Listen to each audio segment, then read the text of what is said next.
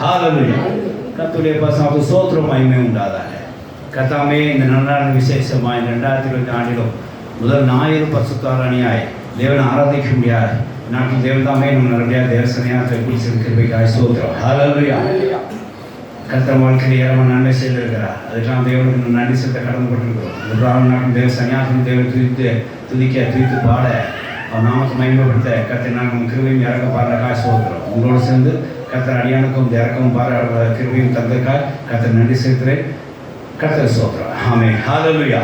கடந்த செவ்வாய் ராத்திரி இங்கே கர்த்தாமே படைய ஆசிரியத்தை கொடுத்து புதிய ஆண்டுக்குள்ளே தேவனுக்கு ஸ்தோத்திரம் செலுத்தி பிரவேசிக்க முடியாமல் அப்படியாக செவ்வாய் புதன் அந்த நாட்களிலே அதாவது இரவு நேரத்திலே கர்த்தாமே நமக்கு இங்கே புதிய பழைய பொருள் ஆசிரியத்தை கொடுத்து நியூ இயர் சர்வீஸை கர்த்தர் நமக்கு ஆசீர்வாதம் நடத்தி கொடுத்தார். ஆமென். ஹalleluya. முன்குறித்த ஜனங்கள் வந்து தேவாசம் பெற்றுக் கொண்டார்கள். விசேஷமாய் வாக்குத்தத்தை கர்த்தர் கொடுத்து கர்த்தர் ஆசீர்வதித்தார். நன்றி செலுத்துகிறேன். அப்படியே கர்த்தாமே இம்மட்டுமாய் கர்த்தர் கொடுத்து வழியெடுத்து வருகிறார். தேவன் சோத்திரம் செலுத்துகிறேன். கர்த்தர் சோத்திரம். நாட்களும் கூட நம் வாழ்க்கையில் பயன்படக்கூடிய ஒரு போதனையை கர்த்தர் நாட்களிலும் நமக்கு தரப்போருக்காக கர்த்தர் நன்றி செலுத்துகிறேன். நம் வாழ்க்கையிலே ஏராளமான ஆசீர்வாதத்தை தேவன் வைத்திருக்கிறார். பரத்திலிருந்து நிறைய ஆசீர்வாதத்தை வைத்திருக்கிறார். ஆனாலும் நமக்கு எது தேவைப்படுதோ அதான் எடுத்துக்கொண்டு இருக்கிறோம். இது நம்முடைய மனிதனோட பழக்கமாக இருக்குது.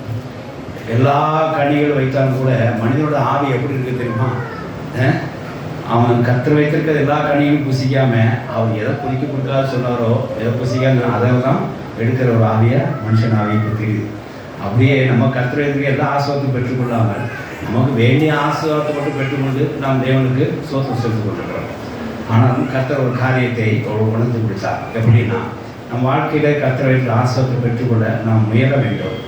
அதற்கு வேதாகம் சொல்கிற வழியை நாம் நடக்க வேண்டும் என்று சொல்லி வேதாகத்துக்கு சில வார்த்தைகள் எடுத்து கொடுத்து வாழ்க்கையில் எனக்குள்ளே நடந்த சாட்சியும் கர்த்தர் காண்பித்து ஆவியான் மூலமாக எனக்கு நடப்பிக்கப்பட்ட நன்மைகளை நான் கர்த்தர் எனக்கு தியானிக்க முடியாது கிருபை செய்து அப்படியா ஒரு காரியத்தை சபைக்கு அறிவிக்க முடியாது கர்த்தர் நமக்கு முன் வந்திருக்க முடியாது கர்த்தர் நன்றி செலுத்துகிறேன்.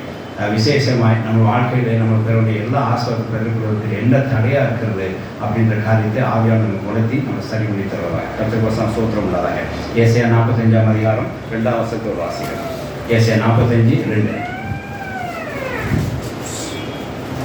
எல்லா மனுபுத்திரர்களும் ஏசாயா 45:2. நான் உனக்கு முன்னே போய் கோணல் ஆனவைகளை செவ்வையாக்குவேன். ஆமென். ஹalleluya. ஹalleluya. தேவனுடைய பரிசுத்த ஸ்தோத்திரம் மகிமை உண்டாதாக.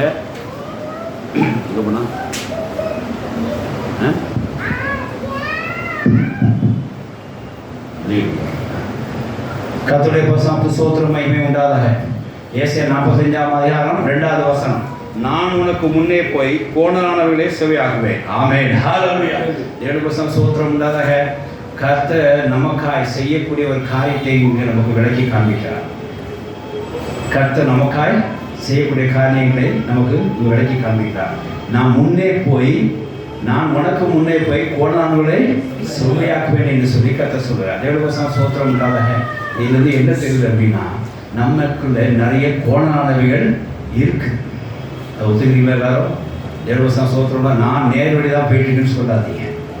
நீ நேர்வழியில் போகலங்கிறதுக்கு ஒரு சாட்சி இருக்குது. என்ன நம்மலாம் நேர்வழியில் போகலன்னு ஒரு சாட்சி இருக்குது. என்ன தெரியுமா? கர்த்தர் கோணலானவைகளை முன்னே போய் செவ்வையாக்குறாருன்னா எதுக்காக அப்படிங்கிற பார்க்கணும். வாசிக்கணும். இந்த பிற்பாடு உள்ள வசனங்களை 2 காரியத்துக்காக அப்படி அவர் செய்கிறார். கர்த்தர் முன்னே போய் கோணலானவைகளை செவ்வையாக்குறார் என்று சொன்னால் 2 காரியத்துக்காக செய்கிறார்.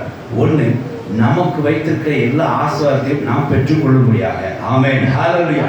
2வது, அவர் தான் நம்ம அழைத்தார். அவர் நாம் நம்ம சூட்டப்பட்டிருக்கிறத நிரூபிக்க முடியாது. ஹalleluya. எப்பவுமே நம்ம சொல்லுவோம், ஒரு காரியங்களை நம்ம சரி பண்ணி கொடுத்தா ஆயுத தேவன் செஞ்சு கொடுத்தான்னு சொல்லுவோம். அப்போ வார்த்தை என்ன பயன்படுத்துகிறோம்? சரி பண்ணி கொடுத்தா. சரின்னு என்ன?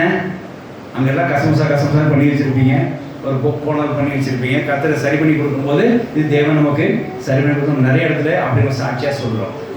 அதனால நமக்கு வைத்திர ஆசீர்வாதங்களை பெற்றுக்கொள்வதற்காக கர்த்தர் நமக்கு முன்னே போய் கோணலாக செவ்வாக்கிறார். 2வது காரியம், அவர் இந்த காரியத்தை அவர் நம்மளை அழைத்திருக்கிறாங்கிறது நிரூபிக்கத்தக்கதாய், அவர்களோட நாமம் நமக்கு சூட்டப்பட்டிருக்கத்தக்கதாய், அவரே நம்ம தேவனுக்கு நிரூபிக்கத்தக்கதாய் இந்த காரியத்தையும் செய்கிறார். சரி செய்ய முடியாது இங்கே வருகிறார். தேவனுடைய வசனம் ஸ்தோத்திரம் உண்டாதாக. அதாவது நல்லா புரிஞ்சுக்கோங்க, ஆசீர்வாதத்தை நம்ம தருவதற்கும் கர்த்தர் ஒரு காரியத்தை சரி செய்து தான் தேவன் என்று நமக்கு நிரூபிக்க அவங்க காரியத்தை செய்கிறார். இப்போ வசனம் வாசிங்க, 4 வாசிங்க. அவர் முன்னே போய் கோணா செவையாக்கி என்ன செய்யறாங்க, வெண்கல கதையை உடைத்து இரும்பு தாள்களை முறித்து அந்த காலத்துக்கு பொக்கிஷங்களையும் ஒளிப்படுத்துகிற புதையங்களையும் கொடுப்பேன். பாருங்க, இந்த ஆசீர்வாதத்தை தரும்படியாக ஒளிப்படுத்தலுள்ள பொக்கிஷங்களும் தரும்படியாக, அதாவது ஒளிப்படுத்தலுள்ள புதையங்களையும் அந்த காலத்தில் பொக்கிஷன் தர முடியாமல் அதுக்கு அந்த கதோட உடைக்க முடியாத அவர் என்ன செய்கிறார், முன்னே செல்கிறான்னு சொல்லி பார்க்குறார். அந்த கோல்நாளிலே அந்த ஆசீர்வாதத்தை பெற்றுக்கொண்டதுக்காக அந்த கோல்நாளில் அவர் ரிமூவ் பண்ணுகிறார், நேர்வழியாக்குறான்னு சொல்லி பார்க்குறார். பிற்பாடு பாருங்கள், அடுத்தது நான் என் தாசனாகிய யாக்கோபு நிமித்தமும்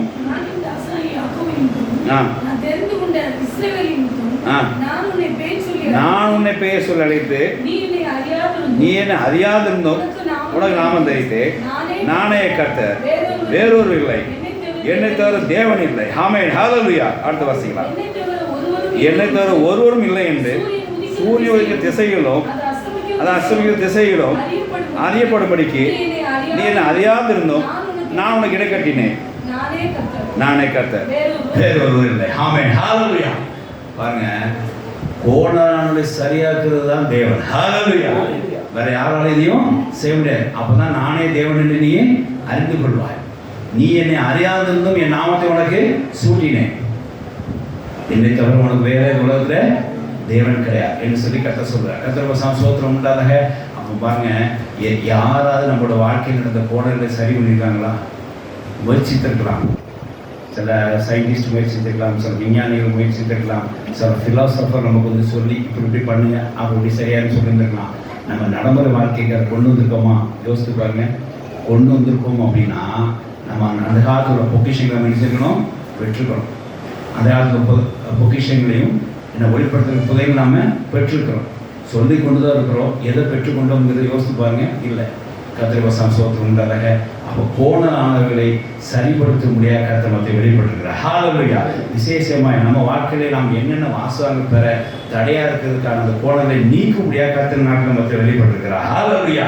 நம்மளோட வாழ்க்கையானது செவ்வையான பாதையில் போய் கொண்டிருக்க முடியாத கர்த்தர் நாட்கள் வெளிப்பட்டிருக்கிறார். அதாவது விசேஷமா நம்ம வாழ்க்கையில கோணலாய் போகாமல் செவ்வையான கரெக்ட் வே போய் அந்த கர்த்தர் வைத்திருக்கிற அந்த அந்த ஆசீர்வாதத்தை பெற்றுக்கொள்ளத்தக்கதாய், அந்த டார்கெட் அடையக்கூடியத்தக்கதாய், அந்த இலக்கை அடையத்தக்கதாய், நம்ம பெற வேண்டிய காரியங்களை விசேஷமாய் நாம் பெற்றுக்கொள்ள வேண்டிய காரியங்களை பெற்றுக்கொள்ளத்தக்கதாய் கர்த்தர் முன்னே போய் கோணலாண்டை சரியா இருக்கிறார். ஆமென், ஹல்லேலூயா.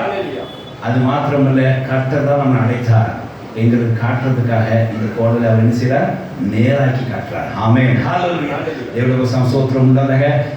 தேவனுடைய பிள்ளைகள் நம்முடைய ஆசீர்வாதத்தை பெறுவதற்கு நமக்கு என்ன தடை அப்படின்னா, நமக்குள்ள கோணலான வழிகள், நேரான வழிகள் நமக்கு என்ன செய்யாது, எந்த தொந்தரவு கூடாது. நம்ம வச்சுருக்க லக்க கரெக்டாக தொடர்ந்து கொள்ளலாம். கோண வழி இருந்துச்சுன்னா அதை பெற்றுக்கொள்ள முடியாது. இப்போ தேவன் தலையிட்டால் தான் அந்த காரியம் செய்யணும். தேவன வசனம் ஸ்தோத்திரம் உண்டாதாக. அப்படியே இந்நாட்கள் கர்த்தர் நமக்கு செய்கிறார். நீதிமொழிகள் 10ஆம் அதிகாரம் 9ஆம் வசனம் வாசிக்கும் போது இந்த கோணாளர்களுக்கு என்ன உண்டாகும் என்கிறது பார்க்குறோம். கோணாளர்கள் வச்சுட்டு வாழ்க்கையை ஓட்டி கொண்டு போகலாமா? பரவாயில்ல, அப்படியே நாங்கள் ஓட்டி கொண்டு போகிறேயா, தேவனின் ஜபத்தை கேட்கிறார் அப்படி நடத்தி கொண்டு போகிறேன் அப்படின்னு சொல்லக்கூடாது. கோணாளர்கள் சரி பண்ணுறதுக்கு நீங்கள் முயற்சிக்க வேண்டும். வாசிக்கலாம். உத்தரமாய் நடக்கிறவன் பத்திரமாய் நடக்கிறான். போனவர்கள் நடக்கணும், கண்டுபிடிக்கப்படுவான். ஈஸியாக கண்டுபிடிச்சலாம். எவன் தப்பு பண்ணுறான்னு கண்டுபிடிச்சலாம். எப்படி கோணலாங்களை வச்சு கண்டுபிடிச்சலாம். ஒரு விஷயத்தை தப்பாக சேர வச்சு அவன் கோணலாம் இருக்கான்னு சொல்லி நம்மகிட்ட கோணலாம் இருக்குதுன்னு சொல்லி கண்டுபிடிச்சலாம். நம்ம வாழ்க்கையில் என்னென்ன தப்பு செய்துருக்கிறோம், எல்லாமே கரெக்டாக பண்ணிட்டு இருக்கோமா? இல்லை, என்னென்ன தப்பு செஞ்சுருக்கோம் அப்படின்னா அந்த தப்பு என்னது வருது, ஈஸியாக கண்டுபிடிக்க மாதிரி வருதுன்னா நம்மகிட்ட அந்த கோணம் நம்மகிட்ட இருக்குன்னு அர்த்தம். அப்போ இந்த வசனம் என்ன சொல்லுதுன்னா, நம்மகிட்ட சில கோணானது நம்மகிட்ட இருக்குங்கிறத ஒத்துக்க முடியாத காணப்படுது. தேவன் வசனம் ஸ்தோத்திரம் இல்லாதாக. அப்புறம் இந்த கோணம் யாரால் வருதுன்னு நினைக்கிறீங்க? இந்த கோணம் யாராவது ஏசி 59 அதிகாரம் 8ஆம் வசனம் வாசித்து பாருங்க. இந்த கோணம் யாரால் வருதுன்னு பாருங்க. பக்கத்தால் யாராவது நம்ம கோணம் கொண்டு போயிட்டாங்க, வேற ஏதாவது கோணம் யார் இந்த கோணம் ஆக்கினாருன்னு சொல்லி அதை போடப்பட்டிருக்கு. வாசிக்கலாம். சமாதான வழியை அறியார்கள், அவருடைய நடைகளை நியாயம் இல்லை. தங்கள் பாதைகளை தாங்களே கோணலாக்கிக் கொண்டார்கள். ஆமென், ஹல்லேலூயா. தங்களோட பாதைகளை தாங்களே நம்ம தான் செஞ்சிருக்கிறோம், கோணலாக்கிக்கிறோம். வேற யாரும் இங்கே வந்து வரல. நம்ம வீட்டுக்குள்ள ஒரு ஆசீர்வாதம் வரல, நம்மளோட வேலைகளில் ஒரு ஆசீர்வாதம் வரல, நம்மளோட ஆவிக்கிற வாழ்க்கையில் ஒரு வசந்தம் வரல. அப்படின்னா அதுக்கு காரணம் நம்மளுக்குள்ள கோணானவைகள். அது யார் ஆக்குனா? நாம தான் ஆக்கிக்கிறோம். இதெல்லாம் ஏதாவது ஃபெயிலியர் காணப்பட்டுச்சுன்னா கோணான இருக்குன்னு சொல்லி ஈஸியாக அவனை கண்டுபிடிச்சிடலாம். தேவனுடைய வசனம் ஸ்தோத்திரம் உண்டாக. கர்த்தர் நமக்கு வைத்திருக்கிற அந்த அந்தகார பொக்கிஷத்தை நம்ம இன்னும் பெற்றுக்கொள்ளாமலும், கர்த்தர் வைத்திருக்க அந்த ஒளிப்படுத்த புதைகளை பெற்றுக்கொள்ளாமல் இருந்தோமானால் நமக்கு அழகாக தெரிஞ்சு போய்ட்டு நம்ம கோணலில் இருக்கிறோம், ஒரு கோணானவர்களை நம்ம வாழ்ந்து கொண்டிருக்கிறோம். அதில் அந்த கோணலை நீக்கினா வழியே அந்த ஆசை பெற்றுக்கொள்ள முடியாது. இப்போ தேவன் தலைக்கு என்ன செய்யறதை நீக்கி போடுறார். தேவனுடைய வசனம் ஸ்தோத்திரம் உண்டாக. ஆகிய நாம் பெற்றுக்கொள்ள வேண்டியது இன்னும் பெறாமல் இருக்கிறோம், நாம் அடைய வேண்டியது இன்னும் அடையாமல் இருக்கிறோம், நாம் செஞ்சு முடித்து சாதிக்க வேண்டிய நாம் இன்னும் என்ன செய்கிறோம்? சாதிக்காமல் இருக்கோம். இதுக்கு காரணம் நம்மள்கிட்ட உள்ளே கோணல் தான். இந்த கோணலே நாமளே உண்டாக்கி கொள்கிறோம். இந்த கோணலை நீக்க முடியாத கர்த்தர் நாட்டில் நம்மளே வெளிப்பட்டிருக்கிறார். ஆமென், ஹல்லேலூயா. தேவனுடைய ஸ்தோத்திரம் உண்டாதாக. அதாவது இந்த கோணலில் என்ன உண்டாது பாருங்களேன். இப்போது நம்ம 55 கிலோமீட்டர், அதாவது கீழே, அதாவது கோயம்புத்தூர்லேருந்து ஊட்டிக்கு 55 கிலோமீட்டர், வெறும் 55 கிலோமீட்டர். பயண நேரம் 3லேருந்து 3.5 மணி நேரம். சரி, அதாவது இது இங்கிலீஷில் பார்த்தீங்கன்னா தெரியும், காட் வில் லெவல் த மவுண்டெயினிங் தான் வரும். மவுண்டனை சமபடிப்படுத்தி உங்களை போக வைக்கிறார். அதுதான் கோணல் அர்த்தம் போடப்பட்டிருக்கு. அப்போது ஊட்டி மலையில் நம்ம 55 கிலோமீட்டர் தாண்டி மேலே போய் ரீச் ஆகுறதுக்கு நமக்கு 3 மணி நேரம் டைம் எடுத்துக்குது. அதே ஏன்னு சொன்னால் அந்த வழி என்னவா இருக்குது? ஸ்டேட் அண்ட் பாடுறது இல்லை, ஹேர்பிட் 18 ஹேர்பிட் இருக்குது. எது வரைக்கும்? குள்ளூர் வரைக்கும். அதுக்கப்புறம் இன்னொரு 15 இருக்கும், கிட்டத்தட்ட 33 22 இருக்கும். அதனால பைக்கில் போனாலும் தெரிஞ்சுப்பாங்க. அந்த ஹேர்பின், அதாவது ஹேர்பின்னா அது வழி என்ன நேரம் இல்லாமல் வளைஞ்சி இருக்கும். இப்படி வளைஞ்சி மேலே ஏறி போகிறதுனால அந்த டைம் எடுத்துக்குது. அப்போது இதே 55 கிலோமீட்டரை நீங்கள் தரைவழியாக நீங்கள் போய் பாருங்க, சமமான லெவலில் போய் பாருங்க, எவ்வளோ நேரம் ஆகும்? மேக்ஸிமம் 1 ஹவர் தான். அப்போது 1 ஹவர் நம்ம பெறக்கூடிய ஆசீர்வாதத்தை வழி கோணலாக இருக்கக்கூடிய நம்ம எவ்வளோ நேரம் கழிச்சு பெறுறோம்? 3 மணி நேரம் கழிச்சு பெறுறோம். அப்படின்னா அதுலேருந்து என்ன தெரியுது? வாழ்க்கையில் நம்ம வாழ்க்கையில் கோணல் இருந்துச்சுன்னா நாம் பெற வேண்டிய ஆசீர்வாதம் என்ன வருது? என்ன வருது? தாமதமாக இருக்குது, கெட்டிங் டிலேட். ஹல்லேலூயா. நம்முடைய கோணலான நிமித்தமாக நம்ம பெற வேண்டிய ஆசீர்வாதம் டிலே ஆகிக்கொண்டிருக்கு, தாமதமாகி கொண்டிருக்கு. கர்த்தர் ஒரு நாள் அந்த ஆசீர்வாதத்தை மட்டும் தள்ளி போடுவதில்லை, ஆனால் நாம் பெற்றுக்கொள்வதும் இல்லை. ஏன்னா நம்மளோட கோணல் அப்படி இருக்கு. கரெக்டாக 6 மணி நேரத்துக்கு மெட்ராஸ் போய் ரீச் ஆக வேண்டியது நம்ம அப்படி சிதம்பரம் கும்பகோணம் அப்படி சுற்றிட்டே போட்டு சுற்றி கோணலாக போனோம்னா நம்ம போக வேண்டிய சேர நேரம் வேணவா இருக்குது, இழுத்தடிச்சுட்டு. அப்போ டைமு டிலே ஆகி கொண்டிருக்கு, நாம் பெற வேண்டிய இன்னும் பெறாமே இருக்கிறோம். 7 வருஷம் சோத்திரம் உண்டாதாக. அப்போ கண்டிப்பாக நம்ம வாழ்க்கையில் ஒரு காரியத்தை பெற்றுக்கொள்ளவில்லை என்று சொன்னால், நம்ம ஒரு காரியத்தை அடையவில்லை என்று சொன்னால், நம்ம மத்தியில் என்ன இருக்குது? கோணலானவர்கள் இருக்குது. இந்த சபிதம் மூலமாக இந்த கோணலான சொல்லி அறிந்து கொள்ளலாம். இது கர்த்தர் தலையிட்டால் தான் அந்த இதை அடைய முடியும், அந்த கோணலை சரி பண்ண முடியும். இந்த கர்த்தர் அந்த பொக்கிஷன் தருவார். தேவனுடைய வசனம் சோத்திரம் உண்டாதாக. அதனால இந்த வார்த்தைகள் ரொம்ப முக்கியம்.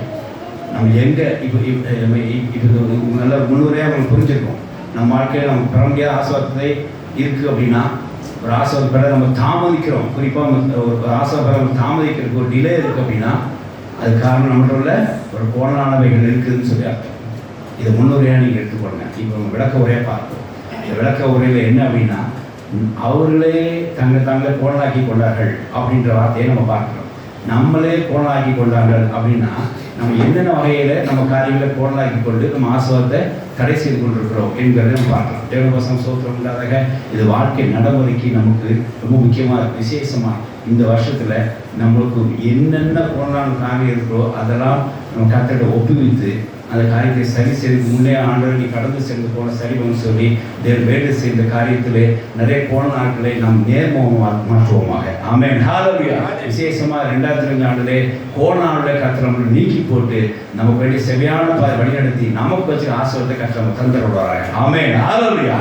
இப்போ பார்க்கலாம் எப்படி கோணலாக அப்படின்னு சொல்லி முதல்ல ஒவ்வொரு ஸ்டேஜாக பார்க்கலாம். முதல்ல ஃபினான்ஷியல் அக்கௌண்டிங், பண விஷயத்தில், பொருளாதார விஷயத்தில் நம்ம வாழ்க்கையில் ரொம்ப கோணலாக்கி கொண்டிருக்கிறோம். எல்லாருக்கும் ஒரு ஒரு ஒரு பண விஷயத்தில் ஒரு ஸ்டெபிலிட்டி நம்மகிட்ட இல்லை, ஒரு ஸ்டெபிலிட்டி இல்லை. அதுக்கு காரணம் என்னங்கிறது நம்ம பார்க்கலாம், வாசிக்கலாம். மற்ற 22ஆம் அதிகாரம் 20, 21, 22 வாசிக்கலாம். மத்தேயு 22. அப்பொழுது அவர் ஆ இந்த சுருபமும் ஆ மேலெழுத்தும் ஆ யாருடையது என்று கேட்டார். இந்த சுருபமும் மேலெழுத்தும் யாருடையது என்று கேட்டார். ராயனுடையது என்றார்கள். ராயனுடையது ராயனுடையது என்றார்கள். ராயனுடையது அதற்கு அவர், அப்படியானால் ராயனுடையது ராயனுக்கும் தேவனுடையது தேவனுக்கும் செலுத்துங்கள் என்றார். தேவனுக்கும் செலுத்துங்கள் என்றார். ஆமென். ஹalleluya. பாருங்க, ராயனுடையது ராயனுக்கும் தேவனுக்கும் செலுத்துங்கள். லிட்ரிக்கலா இதை காணிக்கையாக சொல்லப்படுகிறது. வசனம் வழியாக அர்த்தம் பார்த்தீங்கன்னா காணிக்கை தான் இங்கே ராயனும் என்று சொல்லி கொடுக்கப்பட்டிருக்கு. தேவனுக்கு சொல்லி கொடுப்போம். இதை பிரகாரம் தான் நம்ம தசம காணிக்கலாம் கொடுக்குறோம். கர்த்தர் வசனம் ஸ்தோத்திரம் உண்டாதாக. இப்போ விஷயத்துக்கு வருவோம். இதில் ஏதாவது ஒன்று மாற்றி பண்ணால் என்ன ஆகுது? பொல்லாத கோணல் முதல்ல இங்கே தான் உண்டாகும். இது காணிக்கை மாத்திரம் இல்லை, நான் ஆவிக்கு பிறகு சில காரியங்கள் எடுத்துட்டேன். அந்தந்த ஆள்கிட்ட அந்தந்த காரியத்தை மென்ஷனும் செய்யணும். நம்ம என்ன பண்ணுறோம் தெரியுமா? தேவோட காரியத்தை எடுத்து மனிதனுக்கு செஞ்சுட்டு இருக்கிறோம். அதாவது தேவோட காரியம் உள்ள காரியத்தை யாருக்கு செய்யலாம்? தேவன் அதை எப்படி வச்சுக்கலாம் புரிய மாதிரி. தேவனுக்கு செலுத்த வேண்டியதை யாருக்கு செஞ்சுட்டு இருக்கிறோம்? மனிதனுக்கு செலுத்திருக்கிறோம். மனிதனுக்கு செலுத்துகிற அற்பமானதை தேவனுக்கு செலுத்துகிறோம். பெரிய கோணலுங்க. நம்ம வாழ்க்கையில இந்த வசனத்தை நீ வீட்டில் எழுதி கூட போட்டுருங்க. நமக்கு டெய்லி அன்னன்னைக்கு வர கோணல் என்ன தெரியுமா? தேவனுக்கு செலுத்த வேண்டியதை எடுத்து மனிதனுக்கு செலுத்தி கொண்டு வருகிறோம். தேவனுக்கு செய்ய வேண்டிய காரியத்தை மனிதனுக்கு செலுத்தி கொண்டு வருகிறோம். அவருக்கு செலுத்த வேண்டிய துதிக்கான மகிமையெல்லாம் மனுஷனுக்கு செலுத்தி கொண்டு வருகிறோம். அவருக்கு செலுத்த வேண்டிய நன்மையான காரியங்கள்லாம் மனிதனுக்கு செய்து கொண்டு வருகிறோம். அப்போ தேவனுக்கு நம்ம அந்த இடத்துல ஒரு ஆப்சண்டாக நம்ம ஒரு ஆப்சண்டாக காணப்படுகிறோம். அங்கே தான் போனது வழி, இங்கே தான் திரும்பு. டேக்கிங் என்னது? டைவர்ஷன். தேவனுக்கு வசனம் ஸ்தோத்திரம் உண்டாதாக. வழி எப்படி நேர் வழி எப்படி போனதாகுதுன்னா, நம்ம தேவனுக்கு செய்ய வேண்டியதை நாம் செய்யறதில்லை. காணிக்கை மாத்திரம் நான் சொல்லலை, ஆவிக்கு அர்த்தம்னு சொல்கிறேன். நம்ம தேவன்கிட்ட செய்ய வேண்டியது, தேவன்கிட்ட சொல்ல வேண்டியது, தேவன்கிட்ட கேட்க வேண்டியது, தேவன்கிட்ட பெற்றுக்கொள்ள வேண்டியது, இதெல்லாம் மாற்றி மனிதனுக்குள்ளாக நம்ம செஞ்சுட்டு இருக்கிறோம். அதே மாதிரி மனிதனுக்கு சில காரியங்கள் செஞ்சு கொண்டிருக்கோம். அதெல்லாம் தேவன் பிரியமாக இருக்கு, அவருக்கு செஞ்சு கொண்டிருக்கோம். கர்த்தருக்கு ஸ்தோத்திரம் உண்டாதாக. இந்த காரியத்தில் பெரிய ஒரு கோணல் உண்டாகுதுன்னு சொல்லி பார்க்கிறோம். இதை நம்ம தெளிவாக அறிந்து கொள்ள வேண்டும். நம்ம ஃபினான்ஷியலாக இதில் நம்ம பெரிய ஒரு லாக் உண்டாகும். ஃபினான்ஷியலாக ஒரு ஸ்டெபிலிட்டி நம்மகிட்ட இல்லை. ஒரு பொருளாதார நிலைமையில் நம்ம ஒரு ஸ்ட்ராங்காக இல்லை. காரணம் என்ன அப்படின்னா, நாம் தேவனுக்கு ஒப்படைக்கிறதும் இல்லை, தேவனுக்கு ஒரு காரியத்தை தேவனுக்கு செலுத்துறதும் இல்லை. நான் தசமான காணிக்க நான் சொல்லலை. பொதுவாக எல்லா காரியங்களும் தேவனுக்குரிய காரியம், தேவனுக்குரிய ஊழியங்களும் சரி, தேவனுக்கு செலுத்தப்பட வேண்டிய மகிமையும் சரி, தேவனுக்கு உழைக்க வேண்டியதும் சரி, தேவனுக்கு நம்ம உற்சாகமாக கொடுக்கறதும் சரி, எல்லா இடத்துலையுமே அந்தந்த பங்கில் நம்ம செய்கிறதில்லை.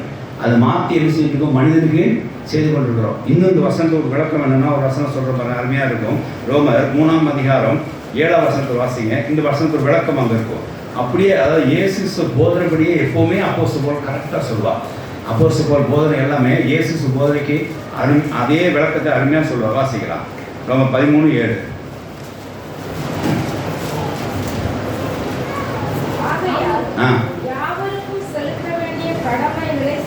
பார்த்தீங்களா? யாவருக்கும் செலுத்த வேண்டிய நமக்கு ஒரு கடமை இருக்குங்க. அந்தந்த இடத்துல அதுதான் செய்யணும், ஒரு கடமை இருக்கு. அவங்களுக்கு சரியா நீங்க செய்யுங்க. வாசிக்கலாம்.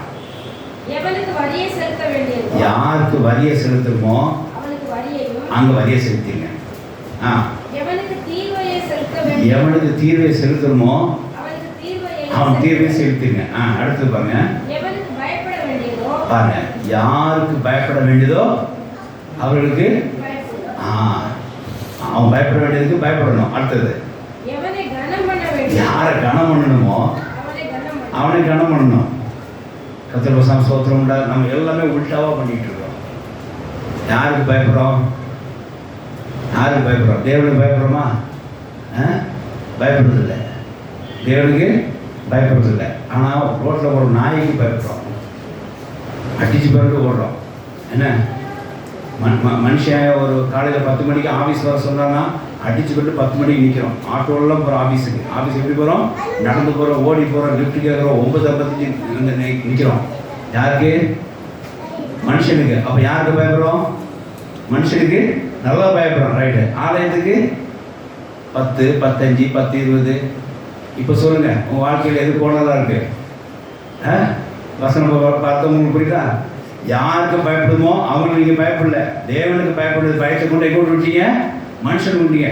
ஆமாம், மனுஷனுக்கு பயப்பட வேண்டிய காரியத்தை கொண்டு எடுத்துட்டீங்க, தேவனை காட்டுறீங்க. மனுஷனுக்கு பயம் என்ன பயம்?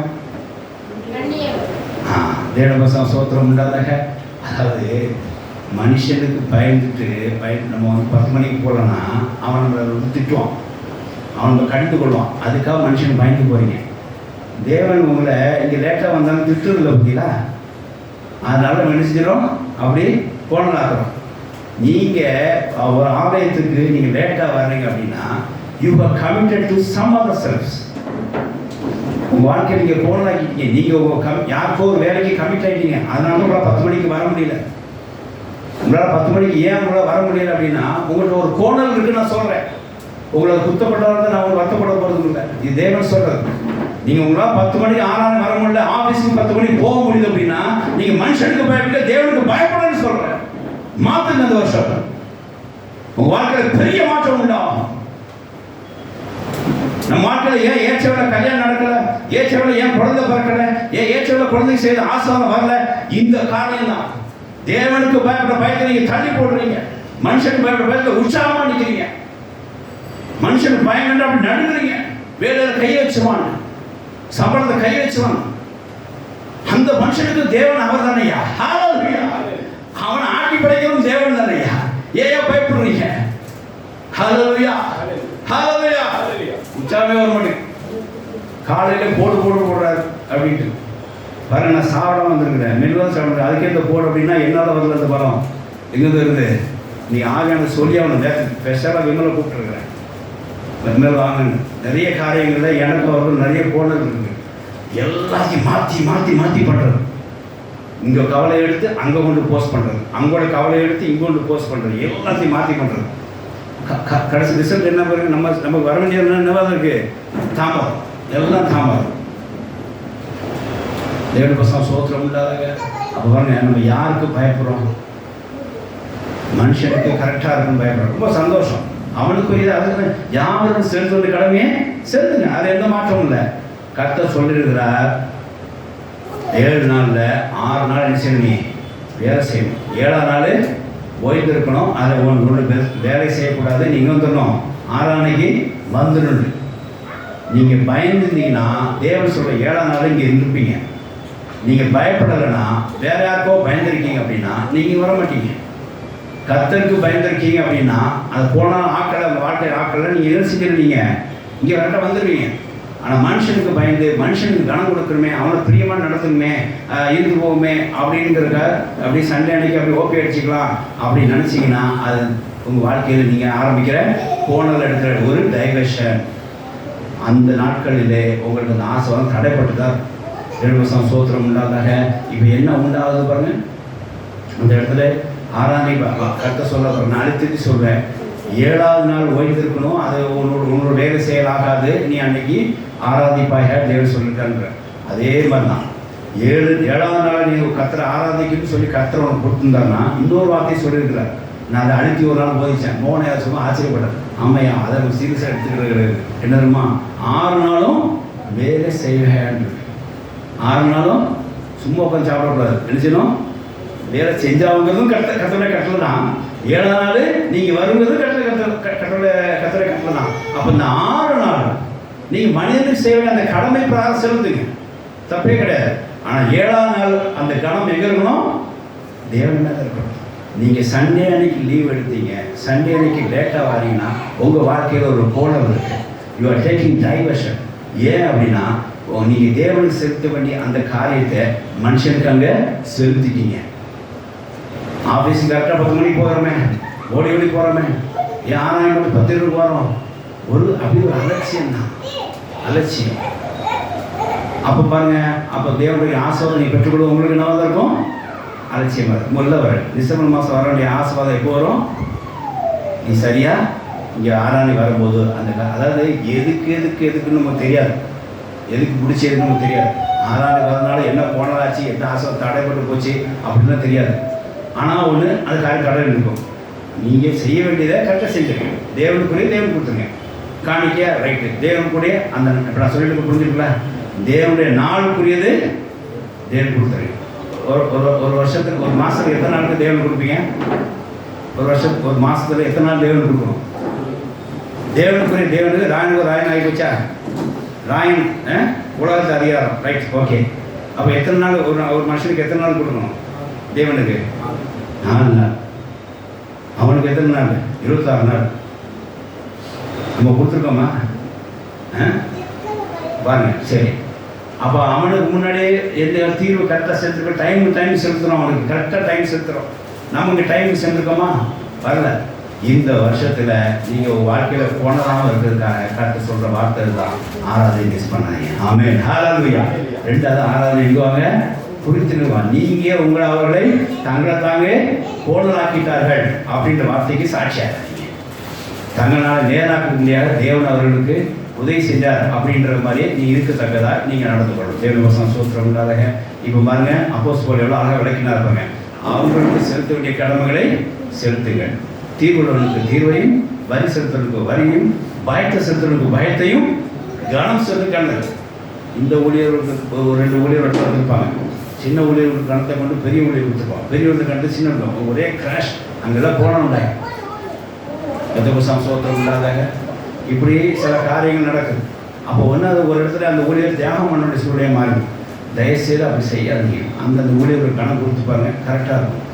அந்த ஊழியருக்கு எங்கேயாவது மாற்றி இவருக்குள்ளே அவருக்குள்ளே அவருக்கு கொடுத்துப்பாங்க, ரொம்ப சீக்கிரம் உண்டாரு. தேவனுக்கு சோத்திரம் உண்டாத. அதாவது இதை நான் என்ன சொல்ல தெரியுமா, இடியாப்பு சிக்கல்னு சொல்கிறேன். மாற்றி பண்ணுறதுனாவும் இடியாப்பு சிக்கல் நீங்கள் எடுத்தே பார்க்க முடியாது. எப்படி இருந்தாலும் அந்து போயிடும், நேர்வழியாக மாற்றவே முடியாது. இந்த இடியாப்பு சிக்கலை உண்டாக்குறது நம்ம கையில் தான் இருக்குது. நீங்கள் கரெக்டாக தேவனுக்குரிய செலுத்துங்க. தேவனுக்குரிய நாளை கரெக்டாக தேவனுக்குரிய அந்த நாளத்தை அவருக்கு செலுத்துங்க. தேவனுக்குரிய காணிக்கையை கரெக்டாக செலுத்துங்க. தேவனுக்குரிய கணம் 3 பாயிண்ட் சொல்கிறேன். தேவனுக்குரிய கணமை அவர் கொடுத்துருங்க. 4வது பாயிண்ட் தேவன் கொடுக்குற பயத்தை கரெக்டாக செய்யுங்க, அவருக்கு காமிச்சிருங்க. தேவனுக்கு சோத்திரம் உண்டாத. இந்த 4 காரியம் நீ தேவனுக்கு செலுத்தியாகும். இது எங்கேயாவது மாற்றி இதுலேருந்து எடுத்து போய் நீங்கள் வந்து தேவனுக்குரிய, நான் சொல்ல புரிஞ்சுக்கணும்னு நினைக்கிறேன், தேவனுக்குரியது அந்த நாள், தேவனுக்குரிய பயம் அந்த பயம், இதெல்லாம் தேவனை சார்ந்து இருக்கக்கூடிய தேவனுடைய. நீ அவர் பாக்கெட்லேருந்து எடுத்து கொடுக்குறீங்க. நீங்கள் ஞாயிற்றுக்கிழமை வேலைக்கு போறீங்கன்னா தேவனோட பாக்கெட்லேருந்து இந்த நாள் எடுத்துட்டு செய்றீங்க, கொடுக்குறீங்க. அப்போ என்ன அர்த்தம்? தேவனுக்குரிய எடுத்து யாரும் கொடுக்குறீங்க? ராயன்கிட்ட கொடுக்குறீங்க. நீங்கள் வந்து மனுஷனுக்கு அதிகமாக பயப்படுறீங்க, தேவனுக்கு பயம் கொஞ்சமாக இருக்குன்னா தேவனோட பயத்தை எடுத்து எங்கே கொடுத்துறீங்க? மனுஷனுக்கு கொடுக்குறீங்க. தேவனுக்கு கொடுக்குற கணத்தை நீ கொடுக்காம மனுஷனுக்கு அதிக கணத்தை கொடுத்துறீங்கன்னா தேவனோட பாக்கெட் இருந்து அவருக்குரிய அந்த கணத்தை எடுத்து மனுஷனுக்கு கொடுக்குறீங்க. சிலர் பார்த்தீங்கன்னா தெய்வமே உடனே எதிர்பார்த்த வந்துட்டீங்களா அப்படிம்பாங்க. தலைவரே தெய்வமே அப்படின்னு மனுஷன் கூப்பிட பார்க்குறோம். என்ன மாதிரி வார்த்தை பாருங்க. ஏன்னா அவன் தான் இவனை படித்த மாதிரியும் தெய்வமா தெய்வம் போல வந்தையா அப்படின்றாங்க. என்ன ஒரு ஆளு பக்கத்தில் ஒரு அம்மா ஒரு கடைக்கு அரிசி சொன்னேன், பக்கத்தில் திரும்ப அரிசி தெய்வம் போல வந்தாருன்னு. அந்த அம்மா யாருன்னு தெரியாது. அது ஒரு 50 வயசு இருக்கும். தெய்வம் போல வந்தார். நான் யார் என்ன பாஸ்டர் இங்கே பார்த்துருப்பாங்களோ அப்படி உத்து பார்த்தேன். எனக்கு ஒன்றும் தெரிஞ்ச மாதிரி தெரியல. அரிசி மறந்துட்டேன், நல்ல வேலை அவர் சொன்னார் அப்படின்னுச்சு. அந்த இடத்துல தெய்வமாகிட்டாங்க. ஏன்னா அரிசி ஞாபகப்படுத்தினார ஆண்டவர் இவர் மூலமாக ஞாபகப்படுத்தினான்னு சொல்ல தெரியாது. தெய்வமே தெய்வம் போல வந்தார். கர்த்தர் சோத்திரம் இல்லாத. இந்த அம்மா மறந்துடுச்சு, நான் வந்து ஞாபகப்படுத்தினேன் அப்படின்னு சொல்கிறேன். தேவனுக்கு சோத்திரம் இல்லாத. அதனால மனுஷனுக்கு கொடுக்குற தேவனுக்கு கணத்திற்கு மனுஷனுக்கு கொடுத்துருக்கிறோம். தூக்கி வைக்கிறோம், மேடையில் போட்டு தூக்கி வைக்கிறோம். நான் சில ஆட்களை பாஸ்டர் பார்த்து தான் இருக்கேன். ஒரு காரியம் ஆகுனா அந்த ஆட்களை எப்படி தூக்குறாங்க. ஒரு சமயத்தில் 6 மாதம் பார்த்துட்டு இருக்கேன். 55 போட்டோ வருது ஒரு போஸ்ட்டில். அப்படி பொண்ணாட இப்படி ஒரு கேடையும் எல்லாம் கொடுத்து வருது. மனுஷனுக்குள்ள தேவனை செலுத்த வேண்டிய அந்த ஆடு, தேவனுக்கு ஊழியத்தை செஞ்சு பெருக செய்ய வேண்டிய அந்த மனுஷன் ஊழியக்காரன் இன்னைக்கு ஒரு கொடியை மேலே போட்டு கொண்டு உலக மனிதனுக்கு அவர் 2 சில பணிகளை செய்து கொடுக்குறாரு. எனக்கு ரொம்ப கஷ்டமாக போச்சு. வாழ்க்கையில் கோணம் ஆக்கிட்டான்னு சொல்லி கற்றுன்னு சொன்னேன். அவரே அவர் கோணம் அந்த இடத்துல அந்த ஆளே அவர் கோணம் ஆக்கிட்டாங்க அப்படின்னு சொல்லி கஷ்டம் உணர்த்துறாங்க. தேவனுக்கு சோத்திரம் உண்டாக. நமக்கு இந்த அறிவு வந்துச்சா இன்னும் சரியாக பண்ணுவோம். ஹல்லேலூயா. இதுக்கு முன்னாடி செஞ்சோம். நான் இன்னொரு விஷயத்தையும் சொல்ல விரும்புகிறேன். அதாவது இந்த விஷயத்தில் எப்படின்னா இப்போது ஒரு பிள்ளை பிறந்த உடனே நான் தனிப்பட்ட முறை சொன்னேன், ஒரு பிள்ளை பிறந்த உடனே எப்படி தேவதூதர்கள் வந்து அவங்களுக்கு நியமிக்கப்படுறாங்க அப்படிதானே. மறுபடியும் அந்த பிள்ளை வளர்ந்து பெரிய ஆளாகி ஒரு பூர்ண வயதாகி அவன் மறித்து போய் அவன் மேலே போய் சேர்ற வரைக்கும் தேவதூதர்கள் மறுபடியும் அங்கே இருக்கிறாங்க. அப்போது உலகத்தில் ஒரு பிள்ளை பிறந்துன்னா அங்கே ஆண்டவரோட தேவதூதர்களுக்கு கட்டளையிடப்படுறாங்க. அப்போ அந்த தூதர்கள் அவங்களுடைய எல்லா காரியத்தையும் பணிவிடை செய்கிறாங்க. சின்ன இருந்து பெருசாக வளர்ந்து அப்படியே கல்யாணம் ஆகி பிள்ளையர் அப்படியே போய் மறித்து ஆபராம் மடியில் விடுற வரைக்கும் அந்த தேவர்கள் சொல்லி நம்ம என்ன செய்ய வேத வாசனத்தை நம்ம வாசித்திருக்கிறோம். பிறக்கும்போது தூதர்கள் வந்திருக்கிறார்கள், மறிக்கும் போதும் தூதர்கள் வர்றாங்க. ரைட். எனக்கு அத்தனை உலக பாயிண்ட் அப்படின்னா, ஒரு பிள்ளை உலக பிறக்கும்போது அவனுக்கு வேண்டிய தேவைகளை போஷிக்கத்தக்கதாய் அவனுக்கு வேண்டிய எல்லா ஆசீர்வாதத்தையும், அதாவது அந்த பிள்ளைக்கு வேண்டிய எல்லா தேவையை சந்திக்கத்தக்கதாய் கர்த்தர் யாருக்கு கொடுக்குறார்? யார் கொடுக்குறார்? பைபிள் உள்ள ஒரு சொல்லு. யார் கொடுக்குறார்? பெற்றோருக்கு கொடுக்குறார். இந்த பிள்ளை பூமியில் பிறந்துச்சுன்னா இவன் வளர்ந்து போய் நிற்கிறதுக்கு கல்யாணம் முடிய வரைக்கும் இவனுக்கு 30 லட்சம் செலவாகுது அப்படின்னா அந்த 30 லட்சம் வருமானம் யாருக்கு வருது? பெற்றோருக்கு வருது. இந்த பெற்றோர் என்ன நினைக்கிறேன் தெரியுமா? பிள்ளை பிறந்தவன ஒரு ஆசை வந்தோடனே கர்த்தரை என்ன ஆசை வச்சுட்டார். இந்த 30 லட்சம் எடுத்து வாங்கின உடனே அந்த பிள்ளைக்கு செலவழிக்கிறது இல்லை. யார் செலவழிக்கிறான்? உடனே ஒரு ஜுவல்ஸ் எடுத்துக்கிறது, ஒரு வீட்டு லேண்டை வாங்கி போடுறது, என்ன அப்படி இல்லை. இங்கே தான் முதல் போனர் உண்டாகும். இந்த வேலையை நம்ம வந்து ஆண்களை முன்னோர்கள் வந்து சேர்த்துவாங்க.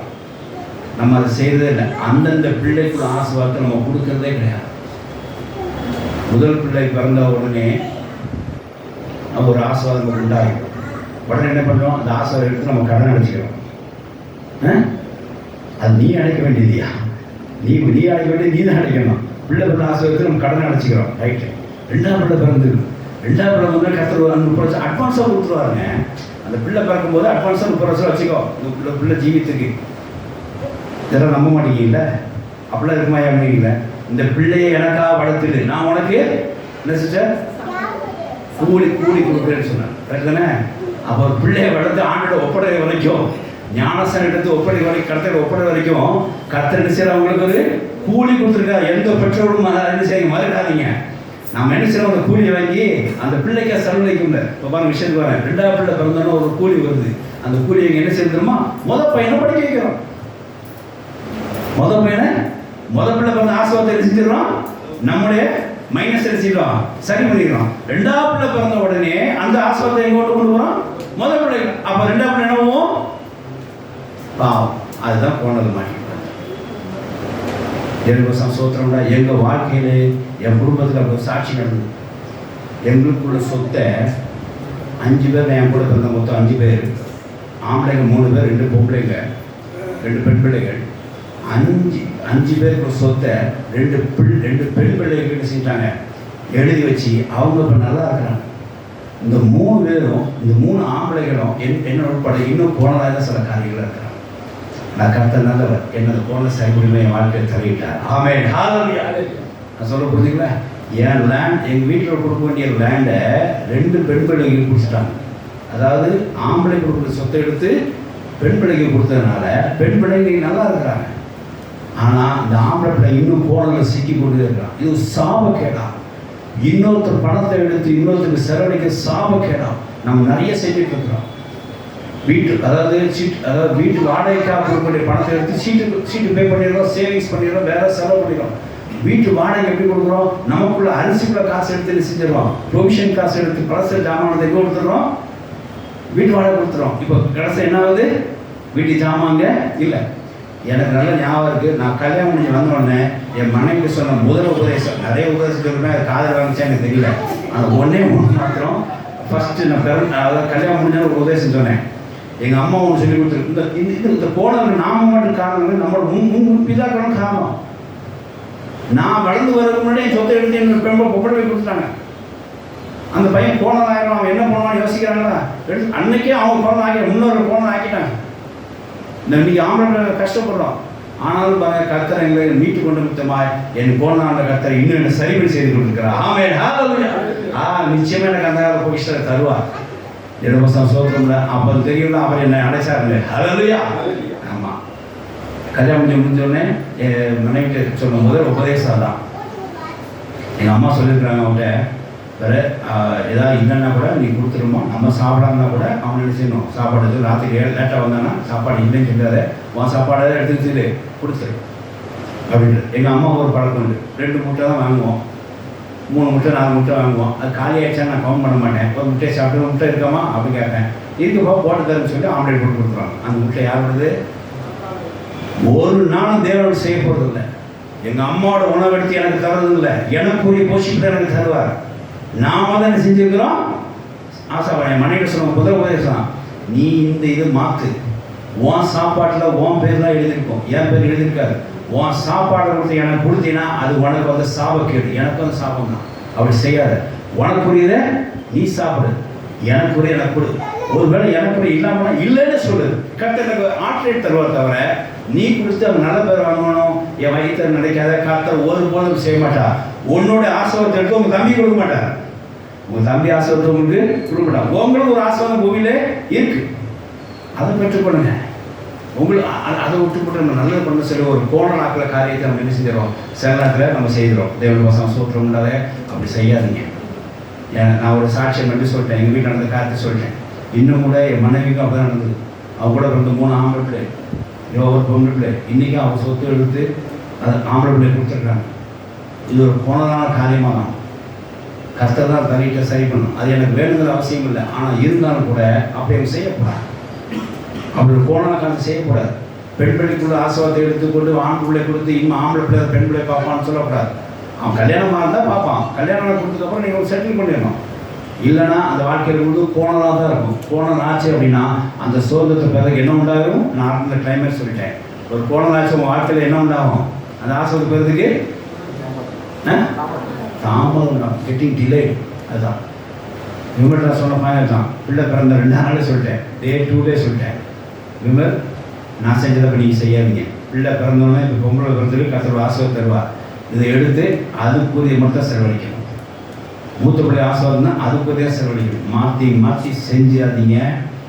பிள்ளைகள் நீங்களும் அது ஒரு சாபக்கடை உண்டு பண்ணுறவங்க. இந்த வாழ்க்கையிலே நம்ம தான் போனாய் கொண்டிருக்கோம். இந்த மாதிரி நிறைய காலம் நான் செய்திருக்கிறேன். அதான் ஆண்டு சொல்லிட்டேன் பார்த்தீங்களா, ஒரு சீட்டு பணம் கேட்டதுக்கு வீட்டு வாடகை இவ்வளோ கஷ்டப்படுத்த பணத்தை எடுத்து கொடுத்துருது. பாருங்கள், சங்கீதம் 122 சங்கீதம் 2 எடுத்துப்பாங்க. அவன் கையில் பேசுறது அவன் சாப்பிடுவான். அப்படிதான் இருக்கும். உங்கள் சாப்பாட்டில் வந்து என் மனைவி சாப்பாடு எனக்கு கற்று கொடுக்க போகிறது இல்லை.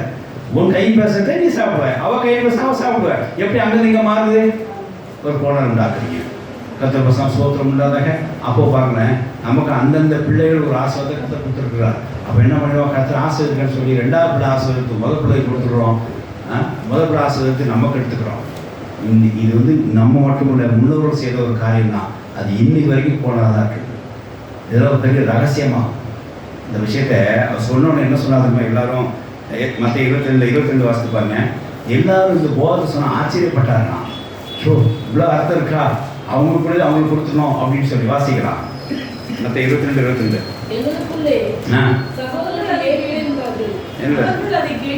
எதை கேட்டதுமா, ராயனுக்கும் தேவனுடைய செலுத்துகள் சொன்ன உடனே என்ன செஞ்சாரு, அவர்கள் அதை கேட்டு ஆச்சரியம். எதுக்குங்க ஆச்சரியப்படணும்? உபதேசம் என்னவா இருந்துச்சு, தெளிவாக இருந்துச்சு. மைண்ட் அப்படியே தெளிவான ஆச்சரியப்படும். ஓ அப்படின்றதான், ஓ இதான் மேட்ரா அப்படின்னு. நம்மளால ஏன் வாடகை கொடுக்குறது மாதம், இந்த மாதம் ஏன் அரிசி வாங்க முடியல, ஏன் பிள்ளை ஃபீஸ் கொடுக்க முடியல, இந்த பணத்தை கர்த்தர் கொடுத்து இந்த பணத்தை எங்கே செஞ்சிட்டோம், இந்த கூலி என்ன எங்கேயோ வந்து கொடுத்துட்டோம். Taken diversion. அதனால இவங்க தடுப்பாங்க.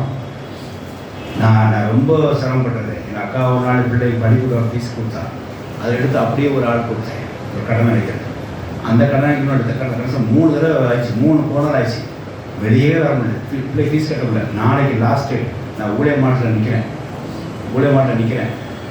எனக்கு கர்த்தர் பாயிண்ட் உணர்த்தினார். தூத்துக்குடி ஊழிய மாட்டில் இருக்கிறேன். அண்டரே நாளை காலையில் நான் பிள்ளை ஃபீஸ் கட்டணும். எனக்கு நீ ஃபீஸ் கொடுத்து பணத்தை எடுத்து கை வச்சுட்டேன். மறுபடியும் என்ன எடுக்க முடியல, வர மாட்டேங்குது. என்ன செய்யணும்னு தெரியல. அண்டர் சொல்லி ராத்திரி அந்த ஊழிய மாட்டில் போய் ஜெபம் பண்ணேன். காலையில் என்னாச்சு தெரியுமா, பெரிய ஆச்சரியமாக இருந்துச்சு. நாங்கள் ஆன்லைன் ஆக்கிட்டோம். அதனால் நீங்கள் இந்த ஃபீஸ் கட்டுற டேட்டை வந்து 1 வாரம் எக்ஸ்டென்ஷன் பண்ணுறேன்னு சொன்னாங்க. அதில் கர்த்தர் பணத்தை அரேஞ்ச் கொடுத்தேன். நான் மூலியமாக வந்து இங்கே வந்து பணம் சந்தித்து கொடுக்குறதுக்கு எனக்கு போதுமான டைமாக இருக்குது பாருங்கள். அப்புறம் அது தப்பை உணர்கிறோம். இன்றைக்கி நான் சொல்கிறேன், நீங்கள் உங்களால் ஆலயத்துக்கு லேட்டாக வரீங்க, ஒரு ஆலயத்துக்குள்ள காரியத்தை செய்ய முடியல அப்படின்னா நிச்சயமாக சொல்கிறேன், நீங்கள் வேற எங்கேயோ கமிட் ஆகிட்டீங்க. இந்த நேரத்தில் வேற எங்கேயோ நினச்சிட்டீங்க. கமிட்டான்னு சொல்கிற தமிழில் ஒப்படைச்சிட்டீங்க. என்ன ஒப்படைச்சிட்டீங்க. அதனால் உங்களுக்கு போனதாகிட்டு இங்கே வர லேட்டாகும். அதே மாதிரி ஃபினான்ஷியல் கண்டிஷன் அப்படிதான். நமக்குரிய சாப்பாடுக்கு கற்றுக் பணம் கொடுக்குறாரு, நமக்கு ட்ரெஸ் எல்லாமே பண்ணுறோம். அவதான் சொல்கிற உடைய பற்றி சரிங்க, கவலைப்படாதீர்கள் அப்படின்ட்டாரு. ஆனால் நம்ம அதை கவலைப்பட்டு யாவும் பணத்தையாக எடுத்து பிள்ளை பணத்தை எடுத்து செலவழித்து போய் வேலை முடிக்கிறோம். தேவன் பசங்க சோத்திரம் இல்லாதங்க ஒரு ஸ்டெபிலிட்டி. நான் பர்சனலாக சொல்கிறேன், நீங்கள் மனசை எழுதி வச்சுக்கோங்க. வாலிபெல்லாம் நல்ல குடும்பஸ்தர் ஆகிட்டீங்க. உங்களுக்கு மாத செலவு எவ்வளோ ஆகும் நோட் பண்ணி வச்சுக்கோங்க.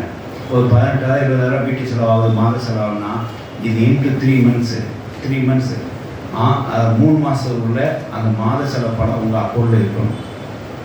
என்ன உங்கள் அக்கௌண்ட்டில் இருக்கணும். இந்த மாதிரி புரியுதா? 30,000 செலவாகணும் நினச்சோன்னீங்க, 90,000 போட்டு தான் அந்த குடும்பத்தை நீங்கள் ஓட்டணும். அதுக்கெல்லாம் ஏதாவது அப்படி தான் கர்த்தர் வச்சுருப்பார். உங்களை தண்ணீர் தடாகத்தை கர்த்தர் கொடுக்குறார். ஏசாயா 41 படித்து பார்த்தே தெரியும். அவர் தண்ணீர் தடாகத்தை கொடுக்குறார். தண்ணீர் தடாகனா என்ன? ஒரு சேவிங்ஸ் அக்கௌண்ட். ஒரு 3 மாதம் அமௌண்ட்டை நீங்கள் எப்போவுமே வச்சுக்கோங்க. அதுக்கப்புறம் தான் நீங்கள் கடனை அடைக்கணும். வர்ற பணத்தையே எடுத்து கடனை அடைச்சிட்டிங்க அப்படின்னா கண்டிப்பாக அந்த மாதம் என்ன உண்டாகும்? ஒரு கோடல் உண்டாச்சுன்னா பற்றாக்குறை விசேஷமாக அந்த மாதத்தில் நீங்கள் செய்ய வேண்டிய காரியம் என்ன உண்டாயிரும்? தாமதம் ஆயிடும். 7 வருஷம் சோத்திரம் உண்டாது. அதனால் நல்ல உதவி செய்ய சொல்லி கொடுத்துருக்காரு. அவனோட பங்கை அவனுக்கு கொடுத்துரு. அர்த்தம் புரிஞ்சுதா? அவனோட பங்கை அவனுக்கு கொடுத்துரு. மாற்றி நீ செஞ்சேன்னா மாட்டினேன். அது தேவனாக இருந்தாலும் அந்த பங்கை கரெக்டாக கொடுத்துரு. ராயனாக இருந்தாலும் கரெக்டாக கொடுத்துரு. தீர்வு காரணம்னா அதுவும் கரெக்டாக கொடுத்துரு. எல்லாம் பயமும் சரி, கனமும் சரி, கீழ்ப்படியும் சரி, காணிக்கையும் சரி, மதிப்பும் சரி, அவன் கரெக்டாக கொடுத்துரு. இல்லைன்னா கஷ்டம் தான். தேவ வசனம் சோத்திரம் இல்லாத இப்படி செஞ்சீங்கன்னா உங்கள் கோணல் வாழ்க்கையில் இருக்காது. மறுபடியும் உங்களுக்கு கோணல் ஆச்சுன்னா மறுபடியும் தேவன் தலையிட்டால் தான் அந்த பொக்கிஷன் உங்களுக்கு கிடைக்கும். அது வரைக்கும் அது என்னவாக இருக்கும்? தாமதமாக இருக்கும். தேவ வசனம் சோத்திரம் இல்லாத இந்த மாதிரி விறுவிறுன்னு 3 காரியம் சொல்கிறேன். ஒரு 5 நிமிஷம் முன்ன பண்ணாலும் இதை ஏற்றுக்கொள்ளுங்க. ரெடி இல்லை, இன்னொரு மெசேஜ் கொண்டு போக முடியாது. வாசிக்கலாம். கர்த்தர் வசனம் சோத்திரம் இல்லாத மத்தேயு 8ஆம் அதிகாரம் 3 நாள் வாசிக்கலாம். இப்போ முதல்ல என்னெல்லாம் கோணல் பண்ணி சொல்லிட்டேன். நம்ம பொருளாதாரம் அதுக்குரிய பொருளாதாரம், பிள்ளைகளுக்கு ஒரு பொருளாதாரம் வச்சுருப்பார், மனைவிக்கு ஒரு பொருளாதாரம் வச்சுருப்பார், கணவனுக்கு ஒரு பொருளாதாரம் வச்சுருப்பார். அதை மாற்றிக்கிட்டு எங்கே செஞ்சிடாதீங்க, வேறு எங்கேயும் செஞ்சுடாதீங்க. தேவனுக்கு ஒரு பொருளாதாரம் வச்சுருக்காரு, மாற்றிக்கிட்டு செஞ்சுடாதீங்க. இது பொருளாதாரம் எல்லாமே. அதே சமயம் தேவனுக்கு ஒரு கணத்தையும் அவனுக்கு ஒரு கணத்தையும் கற்று வச்சுருக்கிறார், அதை மாற்றி செஞ்சிடாதீங்க, கோணலாக்கிறாங்க. பயம், தேவனுக்கு பயப்படுறையும் தேவனுக்கு பயப்படுறதையும் மனுஷன் பயப்படுறதையும் குழப்பி கொண்டாடாதீங்க. ரைட்டா? அதுலேயும் உண்டாது. அப்புறம் அவங்களுக்கு ஒரு அந்த அவங்களுக்கு, அதாவது இப்போ நான் சொன்னது கொடுக்க வேண்டிய அவங்களுக்கு கொடுக்க வேண்டிய அவங்க கொடுத்துருங்க. தேவன் கொடுக்குறது தேவன் கொடுத்துருங்க. அது குறிப்பாக தேவனுடைய நாளாக இருந்தாலும் சரி, தேவனுடைய ஆலயத்துக்கு வர நாளாக இருந்தாலும் சரி, அந்த நாட்களை யார் கொடுத்துறாதீங்க. தேவனுடைய நாளை என்ன செஞ்சிட யாருக்காகவும் என்ன தேவனுடைய நாளை தேவனுக்கே கொடுங்க. பூ சுற்றுறது வேண்டாம், இனிமேல் வேண்டாம். அறியாமல் இருக்கலாம், ஆனால் வசனம் உங்களுக்கு அடைஞ்சிச்சு. இனிமேல் செய்யாதீங்க. தேவனுக்குனால தேவனுக்கு மைக்கிளுக்கு அவ்வளோ சந்தோஷமாக இருக்கு. நம்ம சந்தோஷப்படுறேன். அவர் பெரிய குளத்துலேருந்து நீங்கள் வந்துருக்கிறார். தேவனால தேவனுக்கு ஒப்படைக்கிறது. ஹல்லேலூயா. கர்த்தர் வாக்கில் கோடலை நீக்கி போடுவாங்க. ஹல்லேலூயா. ஆமாம். அப்போ 4 காரியம். தேவனுடைய உடையதை தேவன் கொடுத்துடணும், மனுஷனுடைய மனுஷன் கொடுத்துடணும். அது எய்தர் பயமாக இருந்தால் சரி, கனமாக இருந்தால் சரி, மரியாதையாக இருந்தால் சரி, காணிக்கையாக இருந்தால் சரி, அவங்களோட பொருளாக இருந்தால் சரி, அதை கொடுத்துடணும். அடுத்த விஷயத்துக்கு வரணும். 9 மத்தேயு 9:8-3 மத்தேயு 8:3-4. இயேசு தமது கையை நீட்டி அவனை தொட்டு எனக்கு சித்தம் உண்டு, சுத்தமாக என்றார். சுத்தமாக என்றார். உடனே குஷ்டரோகம் நீங்கி அவன் சுத்தமானான். குஷ்டரோகம் சுத்தமானான். ஒரு நல்ல பெனிஃபிட்டை பெற்றுக்கொண்டான் அந்த குஷ்டரோகி. இயேசு அவனை நோக்கி இதை நீ ஒருவருக்கும் சொல்லாதபடி எச்சரிக்கையாய் ஆயினும் அவருக்கு சாட்சியாக நீ போய் ஆசாரியனுக்கு உன்னை காண்பி. மோசே கட்டளையிட்ட காணிக்கையை செலுத்து என்றார். இது நல்லா புரியுதா? திருவள்ளுவர் வசனம் வாசிப்போம். உள்ள அர்த்தம் புரியுதா? நீ போய் யாருக்குன்னு சேர சொல்லாதன்ற புரியுதா? இதில் என்ன விஷயம் பாருங்க, ஒரு அர்த்தம் சொல்லிடுறேன். குஷ்டரோகியை எப்போவுமே ஊருக்கு புறம்பா வைப்பாங்க. சரியா? ஒரு நாள் அவன் ஊருக்குள்ள வந்துட்டு நான் குணமாயிட்டேன் அப்படின்னு சொன்னாங்கன்னா யாரும் செய்ய மாட்டாங்க, செய்ய மாட்டாங்க. திடீர்னு ஒரு நாள் வரான், ஒரு ஃபைன் மார்னிங் வரான், நான் குணமாயிட்டேன் அப்படின்னு சொன்னா செய்ய மாட்டாங்க, யாரும் நம்ப மாட்டாங்க. ஏன்னா அவனை தூர வச்சது யார் அப்படின்னா அந்த ஆசாரி கட்டளை பிரகாரம் தான் வெளியே வச்சிருப்பாங்க. மறுபடியும் அவங்க அதை ஒத்துக்கணும் ஏற்றுக்கணும் அப்படின்னா அந்த ஆசாரின்னு சொல்லணும். அதனால் முதல்ல எங்கே போய் சொல்லு, நற்சாட்சி எங்கே போய் சொல்லு, முதல்ல அவன்கிட்ட போய் சொல்லாத. யார்கிட்ட போய் சொல்லு, யார்கிட்ட சொல்லு, ஆசாரிட்ட போய் சொல்லு. ஆசாரி ஆசாரிட்ட போய் சொல்லு. சொல்லிட்டு குணமாயிட்டு காட்டு. அவன் என்ன செஞ்சிருவான், ஒரு பாஸ் தருவான். அந்த பாஸ் எடுத்து இந்த ஊருக்குள்ள நீ போ, அவனுக்கு வேண்டி காணிக்கே நீ செலுத்து, அவன் நம்ப வச்சுட்டுக்கு அப்புறம் ஊருக்குள்ள போ அப்படின்னு அர்த்தம். நீ முன்னாடியே போய் அவன்கிட்ட போய் சொன்னேன் அப்படின்னா இந்த பண்டிகள் என்ன அசனம் முத்தெடுத்து பண்டிகைகள் இருக்கு, முத்தெடுத்து பண்டிகைகள் போட்ட கதை மாதிரி நான் குணமாயிட்டே போய் அவங்கள சொன்னேன்னா நம்ப மாட்டான். நீ என்ன செஞ்சிரு, முறையா யார்கிட்ட போய் ஆசாரிட்ட சொல்லு. மோசே கட்டளையிட்ட அந்த காணிக்கே குணமாயிட்ட ஒரு பலி ஒன்று இருக்கு. அந்த பலி நன்றி பலி செலுத்த முடியாது, அதை நன்றி பலி ஆக்சுவலாக மோசே கட்டளை ஒரு நன்றி பலி செலுத்து. அவன் அக்செப்ட் பண்ணிப்பான். இப்போ அவன் என்ன செய்வான், ஒரு சீட்டு கொடுத்துருச்சு, நீ ஊருக்குள்ள இனிமேல் போகலாம் அப்படின்னு சொல்லுவான். நீனா குணமாயிட்டு செய்யாத. இது என்ன தெரியுமா, இல்லை நீ சொல்ல வேண்டிய இடத்துல ஒரு காரியத்தை சொல்லணும். நீங்கள் சொல்ல வேண்டிய இடத்துல ஒரு காரியத்தை சொல்லணும். மனுஷன்கிட்ட சொல்ல வேண்டியதை மனுஷன்கிட்ட தயவுசெய்து சொல்லுங்கள். ஆண்டவர்கிட்ட சொல்ல வேண்டியதை ஆண்டவர் சொல்லுங்கள். இங்கே ஆண்டவர்னு சொல்கிறது அந்த ஆசாரிட்ட காமிக்கிறதுக்காக சொல்கிறேன். அவன் அந்த பிரமாணத்தை எங்கே தான் போகணும், அந்த பிரமாணத்தை நடத்தக்கூடிய அந்த ஆசாரிட்ட சொல்லணும். பாஸ்டர்கிட்ட சொல்ல வேண்டியது பாஸ்டர்கிட்ட சொல்லுங்கள். மனுஷன்கிட்ட மனுஷங்க ரெண்டையும் மாற்றி மாற்றி பேசி ஃபோனில் ஆக்கிறாங்க. அப்புறம் இடியாப்ப சிக்கல் தான் ஆகிறாங்க. தேவவசம் சோத்திரம் உண்டாங்க. ஒரு கவலை கஷ்டங்க அப்படின்னா நம்ம முதல்ல சொல்கிறது பக்கத்து வீட்டில் தான். இல்லை ஃபோன் பண்ணி யாருக்காவது காலையில் பார்த்துக்காக்கா கேஸ் காலியாக போச்சுக்கா, அது காலியாக போச்சுக்கா, அது காலியாக போச்சு, இப்படியாக போச்சு, யார்கிட்ட சொல்லுறோம், முதல்ல மனுஷன்கிட்ட சொல்லாத. எதை எங்கே சொல்லணுமோ அதெல்லாம் சொல்லி ஆகும். பாருங்க, கர்த்தர் பசங்க சோத்திரம் உண்டா. இந்த மாதிரி நிறைய விஷயம் உங்களை கவலைகள் பாருங்களை கர்த்தர் என்ன சொன்னார் பிலிப்பியர் பிரகாரம், உங்கள் கவலையெல்லாம் அவங்க வைத்து விடுன்னு சொல்லியிருக்கார். நம்ம போய் யார்கிட்ட சொல்கிறோம், ஒரு மனுஷனை தேடுறோம், ஒரு ஆறுதப்படுத்த முடியாத மனுஷனை தேடுறோம். இயேசு கிறிஸ்துக்கு அந்த மரண காரியம் நெருங்கும் போது அவர் யார்கிட்ட பகிர்ந்து கொண்டார், ஒரு சீட்டில் பகிர்ந்து கொண்டாரா, தூரமாக அவங்க உட்கார சொல்லிட்டார். இங்கே யார்கிட்ட பகிர்ந்து கொண்டார், தேவனில் பகிர்ந்து கொண்டார். அந்த துக்கம் துயரம் யார்கிட்ட பண்ணார், தேவனில் பகிர்ந்து கொண்டார்.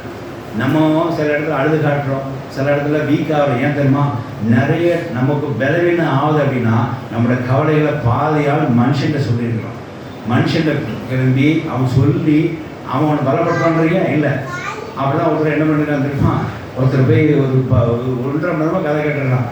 நான் பிறந்து வந்து விளாபிச்சிங்க, அப்படி ஆபிச்சு, அம்மா அப்படி பண்ணிட்டாங்க, அப்பா அப்படி பண்ணிட்டாங்க, அப்படியே வந்து கடைசியில் நான் வந்து இப்படி வந்து நிற்கிறேங்க அப்படின்னு சொல்லியிருக்கான். அவன் ஒரு 6 வார்த்தை சொல்லுவான்னு சொல்லி அவன் நின்றுருக்கான். அவன் எல்லா கதையும் கேட்டு நானும் என்ன செய்யேன், என் வாழ்க்கையில் அப்படி தான் நானும் அப்படி தான் நிற்கிறேன்.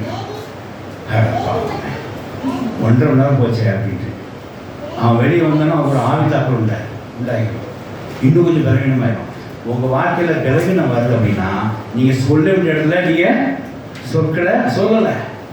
நீ யாருக்கும் போகாதையா, நீ மற்றவங்க யார்கிட்டையும் சொல்லாமல் இருக்க, எச்சரிக்கையாக இருக்கு. நீ போய் ஆசாரிட்ட காமிச்சு செலுத்தோடைய காணிக்கை செலுத்திட்டு பா. அவன் உனக்கு ஒரு சீட்டு ஒன்று கொடுப்பான், அனுமதி சீட்டு, அதை ஓட்டுறாங்க. அப்புறம் நீ என்ன செய்யலாம், இருக்கலாம் அப்படின்னு சொன்னார். இந்த இடத்துல குஷ்டரோகியை கோணலாட்டாம கர்த்தர் பார்த்து கொண்டார். ஹல்லேலூயா. குணமான குஷ்டரோகியை தேவசத்துக்குள்ள ஆன ஒரு குணமாகப்பட்ட குஷ்டரோகியை மறுபடியும் செஞ்ச கோணலாக்காம தேவன் பார்த்து கொண்டார். இன்னைக்கு உங்களையும் அதான் செய்கிறார். ஹல்லேலூயா. சொல்ல வேண்டிய தயவுசெய்து சொல்லுங்க, எங்க சொல்லணுமோ அதை சொல்லுங்க. மாற்றி சொல்லி குழப்பம் உண்டாயி அவன் அப்படியாம இவ எப்படியாம அவங்க இடியாப்ப சிக்கல் உண்டாயி நாளைக்கு பார்க்குமா அந்த அம்மா எனக்கு சோத்திரம் சொல்ல முடியும். அவனை கண்டுபிடிச்சிட்டேன். சரி, இவங்க இதை சொல்லிட்டாங்க. இன்னைக்கு நிறைய பேர் அப்படிதான், எதை எங்கே சொல்லணுமோ அதை அங்கே சொல்கிறது இல்லை. தேவன்கிட்ட சொல்லுங்க, ஆண்டு சொல்ல வேண்டியது ஆண்டு சொல்லிடுங்க, மனுஷன் சொல்ல வேண்டியது மனுஷன் சொல்லுங்க. ரெண்டு மாற்றி சொல்லக்கூடாது. கதை சோத்திரம் உண்டாதாக. சில இடத்துல எங்கள் வீட்டில் இருக்க நான் வீட்டில் சொல்லி பார்த்துருக்கேன். நான் இதுக்காக ஜெபிச்சேன் உன் துணி வேணா ஏன்டா தான் சொல்லணும். துணி வேணா ஆண்டு ஜெபிச்சேன், கத்தரை எனக்கு கொடுத்துட்டாரு. கத்தை தான் கொடுத்தாருமா, அது என் வழி தானே கொடுப்பார். என்கிட்ட வாசம் சொல்லணும்ல, கலையாச்சுன்னு அதை சொல்கிறது இல்லை. ஆனால் என்ன சொல்ல, தேவனை கொடுத்தார். சரி, எப்படியோ தேவனை மயமப்படுத்தாரு நானும் கண்டுக்கிறதில்ல. சொல்ல வேண்டிய இடத்துல கரெக்டாக சொல்லணும். வாயை மூடிட்டு உட்காந்தா ஒன்றும் பிரயோஜனம் கிடையாது. அந்த அதே சமயம் தேவையான இடத்துல வாயை திறந்துடுறோம். இங்கே பாருங்க, நம்மளுடைய சொற்கள், நம்முடைய கான்வர்சேஷன் விசேஷமாய் இங்கே நான் சொல்ல வேண்டிய பாயிண்ட் என்ன அப்படின்னா தொடர்பு கம்யூனிகேஷன். நீங்கள் தேவனுடைய கம்யூனிகேஷன் பண்ணுறத தேவனுடைய கம்யூனிகேட் பண்ணிக்கிங்க, மனுஷன் தொடர்புறதை பண்ணிக்க. இது ஏதாவது மாற்றி செஞ்சீங்க அப்படின்னா நிச்சயமாக அங்கே என்ன உண்டாயிரும், ஒரு இடியாபசிங்களோ கோணல் உண்டாயிரும். உங்கள் வாழ்க்கையில் இருந்து எந்திக்குடைய எங்கே தப்புட்டுன்னு தெரியாமல் போயிடும். தேவ சோத்திரம் உண்டாதாக ஆகிய அந்த காலத்தில் ரொம்ப கவனமாக இருக்க கத்திர சோத்திரம் உண்டாக. மூணாவது காரியம் லூக்கா 14:13 வாசிக்கலாம். கொஞ்சம் வேகமாக வாசிங்களேன். லூக்கா 16:13. எந்த ஊழியக்காரனும் இரண்டு எஜமான்களுக்கு ஊழியம் செய்யக்கூடாது. எந்த ஊழியக்காரன் ரெண்டு எஜமானுக்கு ஊழியம் செய்யக்கூடாது. ஒருவனை பகைத்து மற்றவனை செய்யிப்பான். அல்லது ஒருவனை பற்றி கொண்டு மற்றவனை அசட்டை பண்ணுவான். தேவனுக்கும் உலக பொருளுக்கும் ஊழியம் செய்ய உங்களாலே கூடாது என்றார். ஹல்லேலூயா. இங்க என்ன சிக்கல் காட்டுறாரு பாருங்க, என்ன சிக்கல் காட்டுறாரு.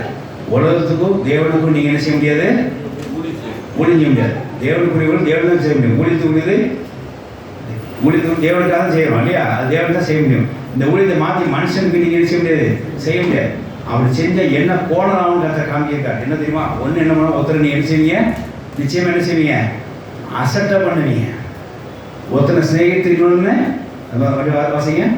ஒருத்தனை ஸ்நேகித்து எந்த ஊழியக்காரனும் ஒருவனை பகைத்து பாருங்க. இங்க ஒருத்தர் பகை உண்டாகும், அடுத்தது பாருங்க என்ன உண்டாகும் தெரியுமா, அசட்டை உண்டாகும். நீங்க அப்படி பண்ணவே கூடாது. தேவனுக்குரிய அந்த உழைக்கிற காரியத்தை தேவனுக்காக உழைக்கணும். தேவனுக்கு உழைப்படுத்தி நீங்க எங்க கொடுக்குறோம், மனுஷனுக்கு கொடுக்குறோம். அப்ப என்ன ஆயிரும், தேவனை நீங்க பின்வாங்குறீங்க, பகைக்கிறீங்க, அவனை நீங்க சிநேகிக்கிறீங்க. அடுத்தது பாருங்க, தேவனை நீங்க அசட்டை பண்றீங்க. இது மறுபடியும் இந்த பாயிண்ட் சுற்றி குத்திங்க தான் வரும். எங்க ஒரு ஞாயிற்றுக்கிழமை தான் வரும். தேவனை ஊழியத்துக்கு நீங்க ஒப்பு கொடுத்துட்டீங்க அப்படின்னா தேவனுடைய காலத்துக்கு அப்புறம் வந்து ஒரு மறுபடியும் போயிட்டு இன்னொரு மனுஷனுக்கு ஒரு உதவி செய்யற போகக்கூடாது. அந்த காலத்தில் செய்யணும், மனுஷன் செய்யணும் உதவி மனுஷன் காலத்தில் செய்யணும். இது எங்கேயாவது இந்த ஊழிய பாதையில, அதாவது இந்த இடத்துல என்னன்னா உழைப்பு வச்சுக்கோங்க. ஃபர்ஸ்ட் ரெண்டாவது சொன்னது தொடர்பு. இங்கே உங்கள் உழைப்பு என்னவா இருக்கும் அப்படின்னா ரெண்டு பேருக்கு பகிர்ந்து கொடுக்கலாம் அப்படின்னு நினைக்காதீங்க, அது முடியாது. நிச்சயமாக ஒருத்தர் அசட்டப்பட போறீங்க, ஒருத்தரை நீங்கள் செய்வீங்க, வாய்க்க போறீங்க. நம்ம வாழ்க்கையில் இந்த மாதிரி சம்பவம் நிறைய நடக்குது. தேவனுக்காக உழைக்கிற இடத்துல போயிட்டு வேற இடத்துல போய் உழைச்சிட்டு இருக்கிறாங்க. அன்னைக்கு மனித வேலைக்காக உழைச்சிட்டு இருக்கிறாங்க. எனக்கு ஒரு விஷயம் கஷ்டமாக இருந்துச்சு. இது ஒரு காரியம் நடந்துட்டு இருந்துச்சு, ஒரு காரியம் இன்கம்ப்ளீட் ஆகிட்டு அந்த மனுஷன் திடீர்னு போய் மற்ற வேலைக்கு போயிட்டார். இது அவங்க கூட விட்டு போயிட்டார். ரொம்ப சங்கடமாக இருந்தது. அப்படி செய்யக்கூடாது. தேவனுக்காக உழைக்கிறீங்கன்னா அதை மட்டும் செய்யும், இல்லைன்னா இந்த இடத்துல அவன் பாய்க்கப்படுவான். தேவனுக்காக உழைப்பெடுத்து ஒரு மனுஷனுக்கு கொடுத்துட்டீங்க அப்படின்னா அந்த இடத்துல அவனை என்ன செய்வான், நீங்கள் பாய்க்கப்படுவான். அப்படி செய்யாதீங்க. கர்த்தருக்காக உழைக்கிறது, கர்த்தருக்காக உழைக்க மாத்திரம் இருக்கணும். ஆனால் கர்த்தருக்காக உழைக்க பிறகு மனுஷனுக்கு உழைச்சிட்டு ஆண்டவரை தக நீங்கள் கேட்குறதுல ஒரு நியாயமும் கிடையாது. இது இன்னொரு விஷயம் என்ன தெரியுமா, இதில் மாத்திரம் இல்லை. இப்போ நான் பாயிண்ட்டுக்கு வரேன். தேவனுக்காக நீங்கள் செலவிடுற நேரம் உழைப்பு என்னவா இருக்கணும். தயவுசெய்து மனுஷனுக்கு தலையினாலும் கொடுக்காதீங்க. அதுதான் இந்த பாயிண்ட். என்னென்னா உங்களுக்கு உழைப்பு உங்கள் நேரம் என்ன செய்யணும், தேவனுக்காக கொடுக்கக்கூடிய உழைப்பு நேரமும் தேவன் தான் கொடுக்கணும். நீங்கள் தேவன் கொடுக்க மனுஷனுக்கு கொடுத்துட்டீங்கன்னா இந்த தேவனை நீங்கள் என்ன செய்றீங்க, அசட்டை பண்ணுறீங்க. நீங்கள் வேத வாசிக்கிறதுக்கு ஒரு நாள் வச்சுருக்கீங்க அப்படின்னா, ஒரு நேரம் வச்சுருக்கீங்கன்னா அந்த நேரத்தில் வேறு எதுவும் செய்யாதீங்க. ஜெபம் பண்ணுறதுக்கு ஒரு நேரம் வச்சுருக்கீங்கன்னா அந்த இடத்துல மனுஷனுக்கு என்ன செய்றீங்க, ஒத்துழைக்காதீங்க. இது நீ தேவனுக்கு கொடுக்குற அந்த நேரமும் அந்த உழைப்பும் நீங்கள் வேறு யாருக்கு அந்த நேரத்தை பகிர்ந்து கொடுத்துட்டீங்க அப்படின்னா இந்த இடத்துல தேவனை நீங்கள் என்ன செய்றீங்க, அசட்டை பண்ணுறீங்க. உங்களால் கூடாதுன்றார். ரெண்டு எஜமானுக்கு நீங்கள் என்ன செய்ய ஆப்ரேட் பண்ண உங்களால் முடியாது அப்படின்னா தேவனுக்கு கொடுக்க வேண்டியதை நேரத்தையும் தேவன் கொடுக்க வேண்டிய அந்த உழைப்பையும் தயவு செய்து யாருக்கும் கொடுக்காதுன்னு அர்த்தம். அதே சமயம் மனுஷனுக்கு கொடுத்து மனுஷனுக்கு கொடுத்துருங்க. ஆனால் மாற்றி இதை செஞ்சு பாருங்க, அன்னைக்கு ஒரு இடல் தான்.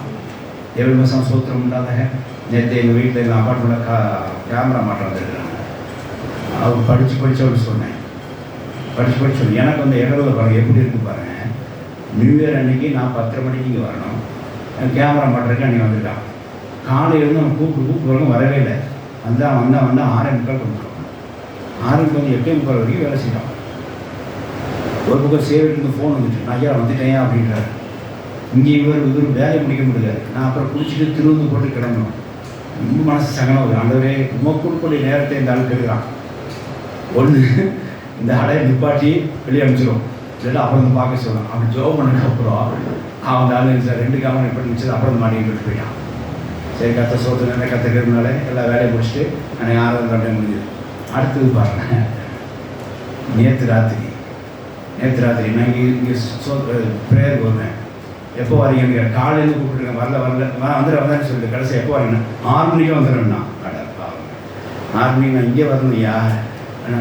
கடைசி ஆண்டு ஒரு ஆலோசனை கொடுத்தார். 6 மணிக்கு இங்கே முடிச்சு பேர் முடிச்சுட்டு 6:45 போயிட்டேன். வந்தான் 7:45 வந்தான்.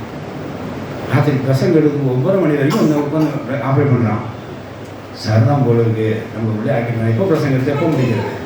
அப்புறம் ராத்திரி உட்காந்து எழுதி 12 மணிக்கு முடிச்சுட்டு நான் படுத்தேன். 7 சோத்திரம் இல்லாதங்க. தயவுசெய்து உங்கள் ஜபம் பண்ணுற நேரத்தையும் தேவனுக்காக தொடர்பு கொள்ள, அதாவது தேவனுக்காக இடைப்படுற உழைக்கிற அந்த நேரத்தை யாருக்காக கொடுத்துறாதீங்க. ஜபம் பண்ணுற நேரத்தை கண்டிப்பாக ஜபத்துக்கு கொடுத்துருங்க. ஆண்டருக்காக உழைக்கிற ஊழியத்தை ஆண்டருக்கு கொடுத்துருங்க. அந்த ஆண்டருக்காக உழைக்கிற அந்த நேரத்தையும் அந்த உழைப்பும் தயவுசெய்து மனிதனுக்கு நீங்கள் கட்டாதீங்க. சில தாயமாக நான் பார்த்துருக்குறேன். அப்படியே சோத்திரம் அப்படி வெளியே ஒரு பார்வை மறுபடியும் சோத்திரம் என்னன்னு தெரியல. என்னென்னா வெளியே துணி காய போட்டிருக்கேன், மழை வருதான்னு பார்க்கணும். இது என்ன பாருங்க, துணியை காய போட்டிருக்கேன். இது பாருங்க, தேவ நேரத்தை யாருக்கு ஒப்படைச்சிருக்காங்க? காய போட துணிக்கு ஒப்படைச்சிருக்காங்க. ரைட்டா? இப்படிதான் ரொம்ப இடங்கள் பண்ணுறது. அப்புறம் எல்லாம் குழப்பங்க. சாப்பிட்ற நேரத்தில் போய் ஜோபம் பண்ணுறது, ஜோபம் பண்ணுற நேரத்தில் போய் வேலை செய்கிறது ஜோபம் பண்ணுறது. ஒருமுகம் இருக்குமா? வேலை செய்கிற நேரத்தில் நீங்கள் ஜபம் பண்ணிங்கன்னு செய்ய உங்களுக்கு தயவுசெய்து ஒருமுகமே இருக்காது. ஜபம் பண்ணுற நேரத்தில் போய் வேலை செஞ்சுன்னா வேலை உருப்பிடுமா? உருப்பிடாது. ஞாயிற்றுக்கிழமை சில வேலையை செஞ்சுருக்கிறேன். உருப்பிட்டே பண்ணல. ராத்திரி சாயங்காலம் கூட போயிருக்கேன். அதெல்லாம் ஒத்து வரல. இப்போ மொத்தம் புரிஞ்சுக்கிட்டேன். நான் ஆண்டருக்காக உழைக்கிற நேரமும் ஆண்டருக்காக உழைக்கிற வேலையும் யாருக்கும் கொடுக்கூடாது. இதை கொடுத்தா இந்த 2 எஜமானக்கூடிய காரியம் தான் அசட்டை பண்ணிடுவோம். அதே சமயம் மனுஷனுக்கு உழைக்கிற மனுஷன் வச்சு கொடுத்துருங்க. அந்த 6 நாள் வச்சுங்க. எக்காந்து கொண்டோம் இந்த தேவனுக்கு உழைக்கிற நேரத்தையும் தேவனுக்கு கொடுக்குற நேரத்தையும் தயவுசெய்து அதை மனுஷனுக்கு கொடுத்துறாங்க. அங்கே இடியா வச்சுக்கிறதோட போனாலும் அங்கே மீள முடியாது. நிறைய நேரத்தில் நம்ம இதை பண்ணுறோம். அப்படியே நம்முடைய ஜபம் பண்ணுற நேரத்தில் போய் நம்ம என்ன செய்கிறோம்? ஒரு ஆஃபீஸ் வேலையை பார்த்துக்கிறோம். அப்போ தான் ஃபோன் அட்டன் பண்ணுறோம். தயவுசெய்து ஜபம் பண்ணும்போது ஃபோன் அட்டன் பண்ணாதீங்க. ஜபம் பண்ணும்போது ஃபோன் அட்டன் பண்ணுறோம். ஃபோன் அட்டன் பண்ணுறத போய் சோத்திரம் இந்த தனியாக தூக்கிட்டு இருக்குது. அது சில கேஸ் இருக்குது. அது ரொம்ப இந்த சைக்கோ மாதிரி தெரியக்கூடாது. ஏன்னா ஐயா ஃபோன் பண்ண சோத்திரம் ஐயா ஃபோன் பண்ணுறேன்னு யாருக்கு சோத்திரம் சொல்கிற? அந்த ஆள் கீழே வைக்க சொல்கிறிய? நிறைய சைக்கோ அந்த மாதிரி பார்த்துருக்கேன் நான். ஆமாம், நான் ஆரம்பத்தில் அப்படி தான். நான் ரொம்ப ஆரம்பத்தில் அப்படி தான். அந்த ஆண்டருக்கு பயங்கரம்னு சொல்லிட்டு போகிறவங்களாம் சோத்து சொல்லிட்டு இருக்கும். நான் செய்ய முடியாது, செய்ய மாட்டேன். வேறு சேர்த்துல கவர்மெண்ட் செய்ய வேலையில் கான்செப்ட் பண்ணுங்க. அவ்வளோதான். ஆரம்பத்தில் அப்படிதான் அப்படியே பண்ணுவேன். கம்ப்யூட்டர் சோத்திரம் அங்கே எங்கே ட்ரை பண்ண என்ன கோடிங் அடிக்க ஜபம் பண்ணுறது ஜபம் பண்ணு. உனக்கு ஆண்டர் ரொம்ப சோத்திரம் தருமா? கம்ப்யூட்டர் மூடி வை. கத்தனை சொல்லுவாங்க கம்ப்யூட்டர் மூடி தனியாக முழங்க போட்டு ஜபம் பண்ணு. அது பண்ணுறது இல்லை. எல்லாம் கோம்போ ஆஃபர் தான். நம்ம சில பேர் அவ்வளோ பண்ணுறேன். நான் மனசுக்குள்ளே போயிட்டுருக்கோம். அந்த நேரத்தில் 12 மணி ஜபம்னா மனசுக்குள்ள எப்படியா போவோம்? ஒருத்தருக்கு அந்த மாதிரி முடியல. ஒரு ஊழியர் எப்படியா 12 ஜபம் எப்படியா வேலை அந்த வேலை கஷ்டமாக இருக்கும். 12 ஜபம் பண்ண முடியாது. அது உங்களுக்கு ஆவியிலே நாங்கள் ஜெபிச்சு தான் இருப்போம். எப்படி வீட்டில் வச்சுக்கிட்டே நீ சோத்திரம் பண்ணுவேன், துணி துவைச்சிட்டே ஜோபம் பண்ணுவேன். 12 மணி ஜபம் அப்படி தானே சொல்லாதீங்க. 11 பேர் தாயமாக துணி துவைப்பாங்கன்னா பண்டைய காலம் வரைக்கும் மனசில் செய்வாங்கன்னா துணி துவைச்சிக்கிட்டே அந்த துணி தான் அனுப்பி போவோமா? உன் மனசு தான் அனுப்பி போவோமா? தயவுசெய்து செய்ய. நான் சின்ன காரியத்தை சொல்லி பெரிய காரியத்தை சின்ன காரியத்தை சொல்கிறேன். பெரிய காரியத்தை நிரூபிக்க ஒரு சின்ன காரியத்தை சொல்கிறேன். உங்கள் ஈஸியாக இருக்கும், ஒரு ஹியூமராக சொன்னாங்க. அதனால தான் எப்படியாவது தயவுசெய்து தேவன் கொடுக்குற நேரத்தை யாருக்கும் பார்த்துக்காதீங்க. தேவன் கொடுக்குற உழைப்பை யாருக்கும் பார்த்துக்காதீங்க. இப்படி செஞ்சால் கண்டிப்பாக தேவனை அசட்டை பண்ண உண்டாயிடும். மனிதன் வேலை செய்கிறீங்களா? அவனுக்கு வேலை செய்யுங்க. அப்போ போய் நீங்கள் ஆண்டவர் சோத்திரம் பண்ணுறோன்னு கடுப்பாயிரும். அவன் நல்ல முக்கியமாக வேலை செய்யும்போது 12 டைம் ஆகிடுச்சு நான் ஜெபிச்சு வரேன் அப்படின்னு சொல்லாதீங்க. அப்படியே உங்களுக்கு ரொம்ப ஆர்வமாக இருந்ததுன்னா மனசுக்குள்ளே செய்யுங்க. ஆண்டவரே சோத்திரம், 12 மணிக்காக சோத்திரம், சரி நன்மைக்காக சோத்திரம், ஒரு 3 வார்த்தை கற்றுக்கு சோத்திரம் கண்டினியூ பண்ணுங்க. அவன் பார்க்க முடியாது ஜோம் பண்ண அவசியம்லாம் கிடையாது. இப்படி ஏதாவது வேலை செய்கிற நேரத்தில் போய் நான் சொல்ல புரிஞ்சுதான் உங்களுக்கு? வேலை செய்கிற நேரத்தில் போய் என்ன செய்யுது? ஆண்டரக்கா ஒதுக்குறது. ஆண்டரக்கா ஒதுக்குற நேரத்தை போய் என்ன செய்யுது? வேலை செய்யுது. கத்திரபோசம் சோத்திரம் உண்டாதாக அப்படி செய்ய கத்திரபோசம் சோத்திரம் உண்டாதாக. அதனால இங்கே ஆட்ட தெளிவாக சொல்லுறார், உங்களால் இதை முடியாது. 2 எஜமானம் நீங்கள் என்ன செய்யுது? சாட்டிஸ்ஃபை பண்ண முடியாது. ஒருத்தரை பாய்க்க போகிறீங்க, ஒருத்தரை என்ன செய்வீங்க? அசட்டை பண்ண போகிறீங்க, இன்னொரு தேவையில்லாத ஒருத்தனை ஸ்நேகிக்க போகிறீங்க. இதெல்லாம் உண்டாகும், கோணல் உண்டாகும், ஜாக்கிரதைன்னு சொல்கிறார். ஆமென். ஹல்லேலூயா. 7% சோத்திரம் உண்டாதாக.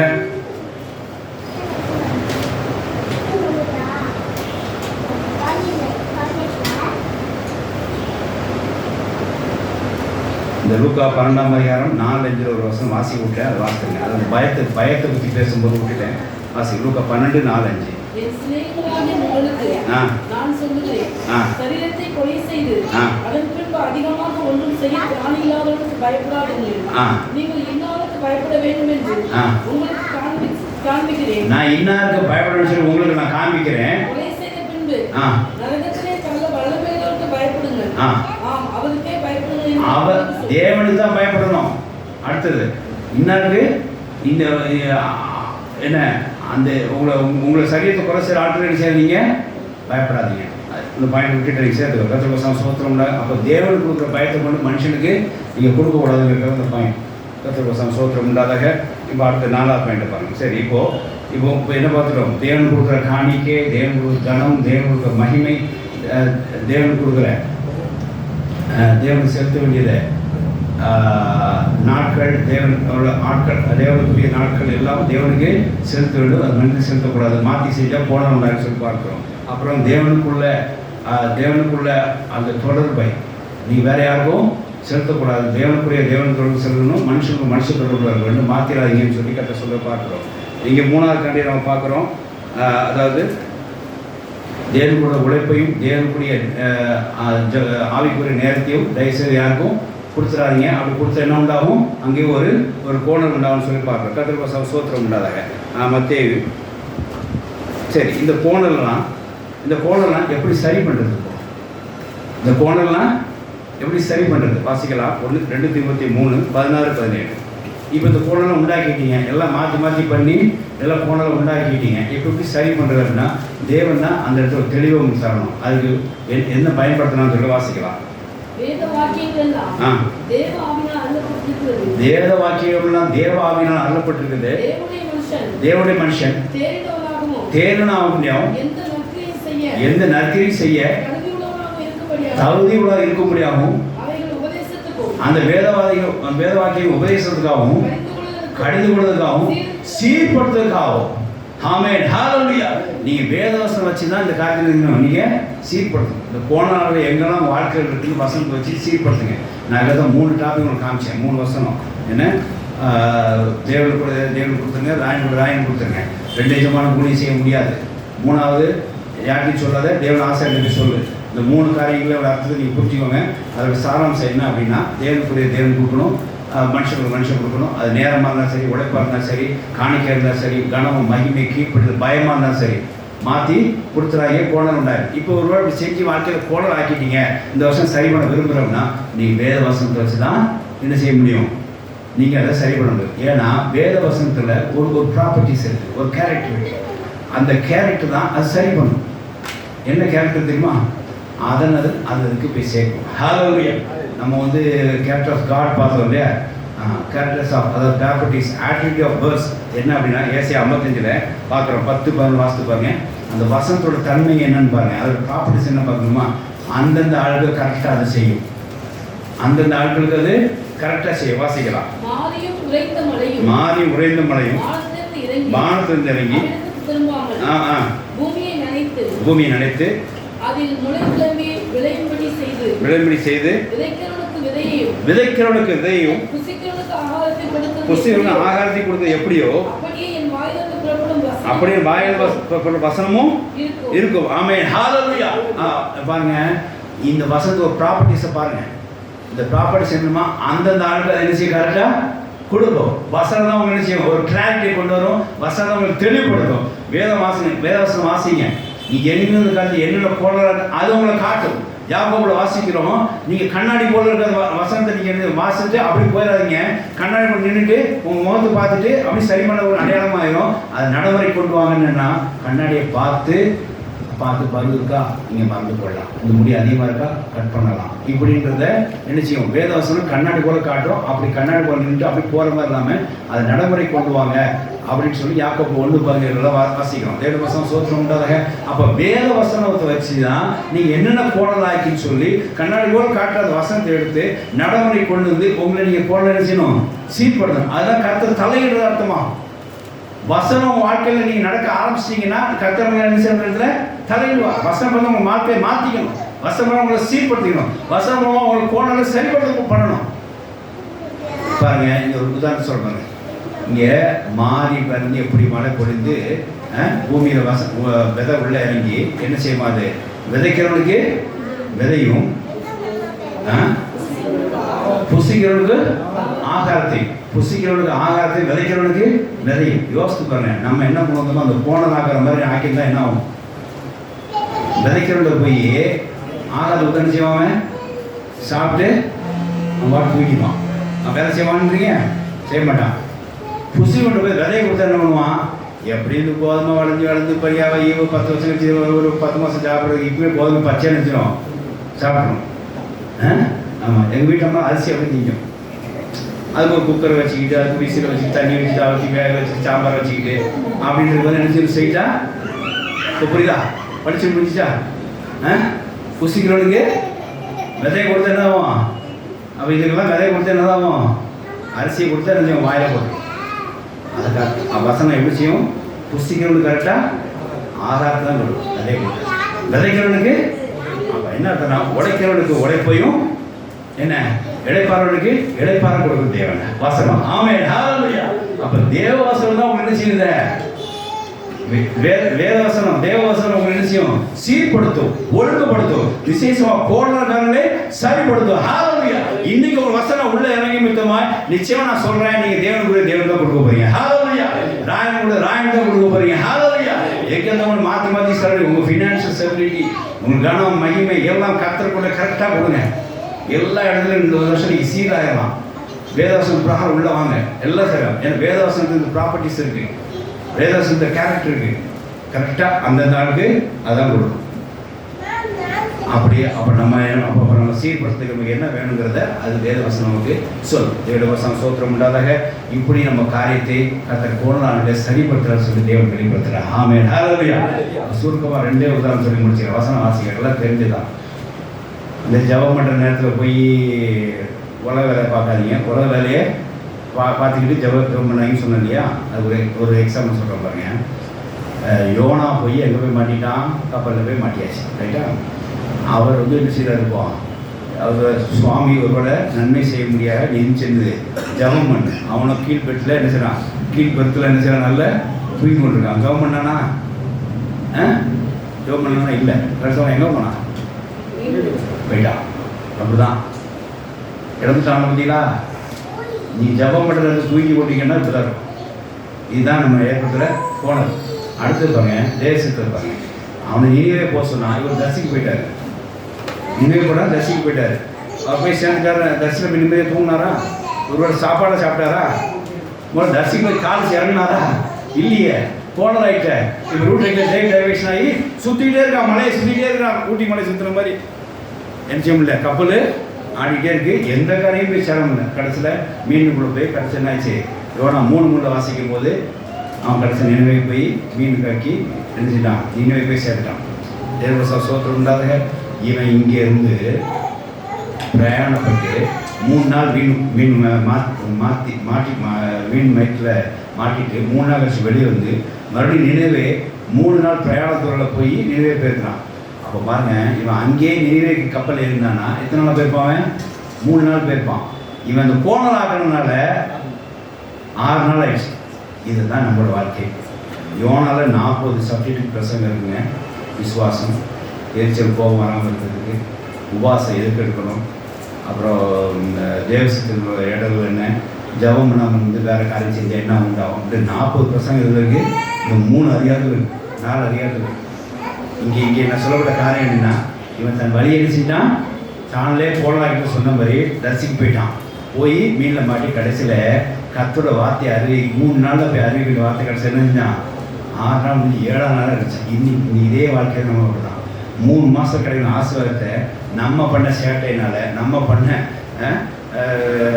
இடவு பண்ணதில்லை, நம்ம பண்ண கோணல் ஆக்குனால நம்ம இன்னும் 3 மாதம் கழிச்சு ஆசீர்வாதப்பட்டு தள்ளி போகிறத கதிர்வசம் சோத்திரம் உண்டாதாக. தயவுசெய்து இந்த அர்த்தத்தில் புரிஞ்சுக்கணும். தாவீது யுத்தம் போடுறதுல யுத்தம் போகாமல் வீட்டில் இருந்தனால அவர் ரொம்ப பெரிய கோணல் ஆகிடுச்சு. கடைசி பிள்ளை இறந்து தான் அதை செஞ்சாங்க. இப்படி ஒரு நிலைமை வரக்கூடாது. இவன் மீனுக்குள்ளே போனான், இவனா மீனுக்குள்ளே போனான். இப்படி ஏதாவது ஒரு வகையில் இந்த கோணலாக்கி போய் அந்த ரூட்டு அப்படியே சுற்றிட்டே இருக்குது. தேவனுக்கு சோத்திரம் உண்டாதாக. அதனால் தேவனுக்கு சோத்திரம் உண்டாக அந்த காரியத்தை நீங்கள் நல்லா புரிஞ்சுக்கோங்க. கதிர்வசம் சோத்திரம் உண்டாதாக. இப்போ உங்களோட புரிஞ்சுருக்கணுங்க. தேவனுக்கு சோத்திரம் உண்டாதாக. இப்போ பாருங்களேன், இந்த வசனமானது எப்படி கரெக்டாக செய்யுது அப்படின்ற பிரகாரமாக நம்ம செய்ய வேண்டும் அப்படின்னு தான் முடிவு. வசனம் என்ன செய்யுது? விதைக்கிறவனுக்கு விதையும் புசிக்கிறவனுக்கு ஆகாரத்தை 2 மாற்றி மாற்றி கொடுக்காது. கரெக்டாக இருக்கும். அதே போல் இந்த இந்த இடத்துல நம்ம கரெக்டாக செய்ய வேண்டும். ஒரு இதை வாசித்து முடிச்சிடலாம். கர்த்தர் வசனம் சோத்திரம் உண்டாக. மத்தேயு 9ஆம் அதிகாரம் 16 பாருங்க, வாசித்து முடியும். மத்தேயு 9. பார்த்தீங்களா, ஒரு கோடி துண்டை பழைய வசத்தோட இணைக்க மாட்டான். அடுத்தது இணைத்தால் அதோட இணைத்த துண்டு வசத்தை அதிகமாக கிழிச்சிரும், பீரலும் அதிகமாயிரும். புது திராட்சரசத்தை பழந்துருத்தி வார்த்து வைக்கிறதும் இல்லை. வார்த்து வைத்தால் துருத்திகள் கிழிஞ்சு போயிடும், ரசமும் சிந்தி போயிடும், துருத்திகளும் கெட்டு போயிடும். புது ரசத்தை ஆமென் ஹல்லேலூயா. புது ரசத்தை புது துருத்திகள் வைக்கணும். அதான் அந்த காரியத்தை அதை நம்ம செய்யணும். அடுத்தது இரண்டும் பத்திரப்பட்டிருக்கு. ஹல்லேலூயா. தேவனுக்குரியது தேவனுக்குரியதை போய் மனுஷனுக்கு கொடுத்தீங்கன்னா இங்கே மனுஷனுக்கு அது பாதிப்பு தான் உண்டாகும். புது துருத்தியை என்ன செய்யணும்? புது ரசத்தை புது துருத்தி வைக்கணும். இல்லைன்னா மாற்றி வச்சின்னா அது சிந்தி என்ன செஞ்சிடும்? சிந்திப்போம். கரெக்டாக வச்சுன்னா கரெக்டாக இருக்கும். கோடி துண்டை போய் பழைய துண்டை செய்யக்கூடாது. என்ன சொல்லலாம் வச்சா அது பீறிட்டு போய் அதுவும் கெட்டு போயிடும். இதே லூக்கா 5 இருக்கு பாருங்க, 36 ரெண்டும் கெட்டு போயிட்டு இருக்கும். லூக்கா 5:36 வாசித்து பார்த்தீங்கன்னா தெரியும். ரெண்டுமே இங்கே கெட்டு போயின்னு சொல்லி பார்த்துறோம். அங்கே பத்திரப்படுத்துறதுன்னு பார்க்குறோம். நம்ம வாழ்க்கையிலே கோணல் ஆகாமல் பத்திரப்படுத்துறது தான் இந்த செய்தியே. அப்போ பத்திரப்படுத்துறதுக்கு என்ன பண்ணணும்? இங்கே இந்த பத்திரப்படுத்துற வார்த்தை இங்கே தான் இருக்கும், வாசிக்கலாம். லூக்கா சொன்னார்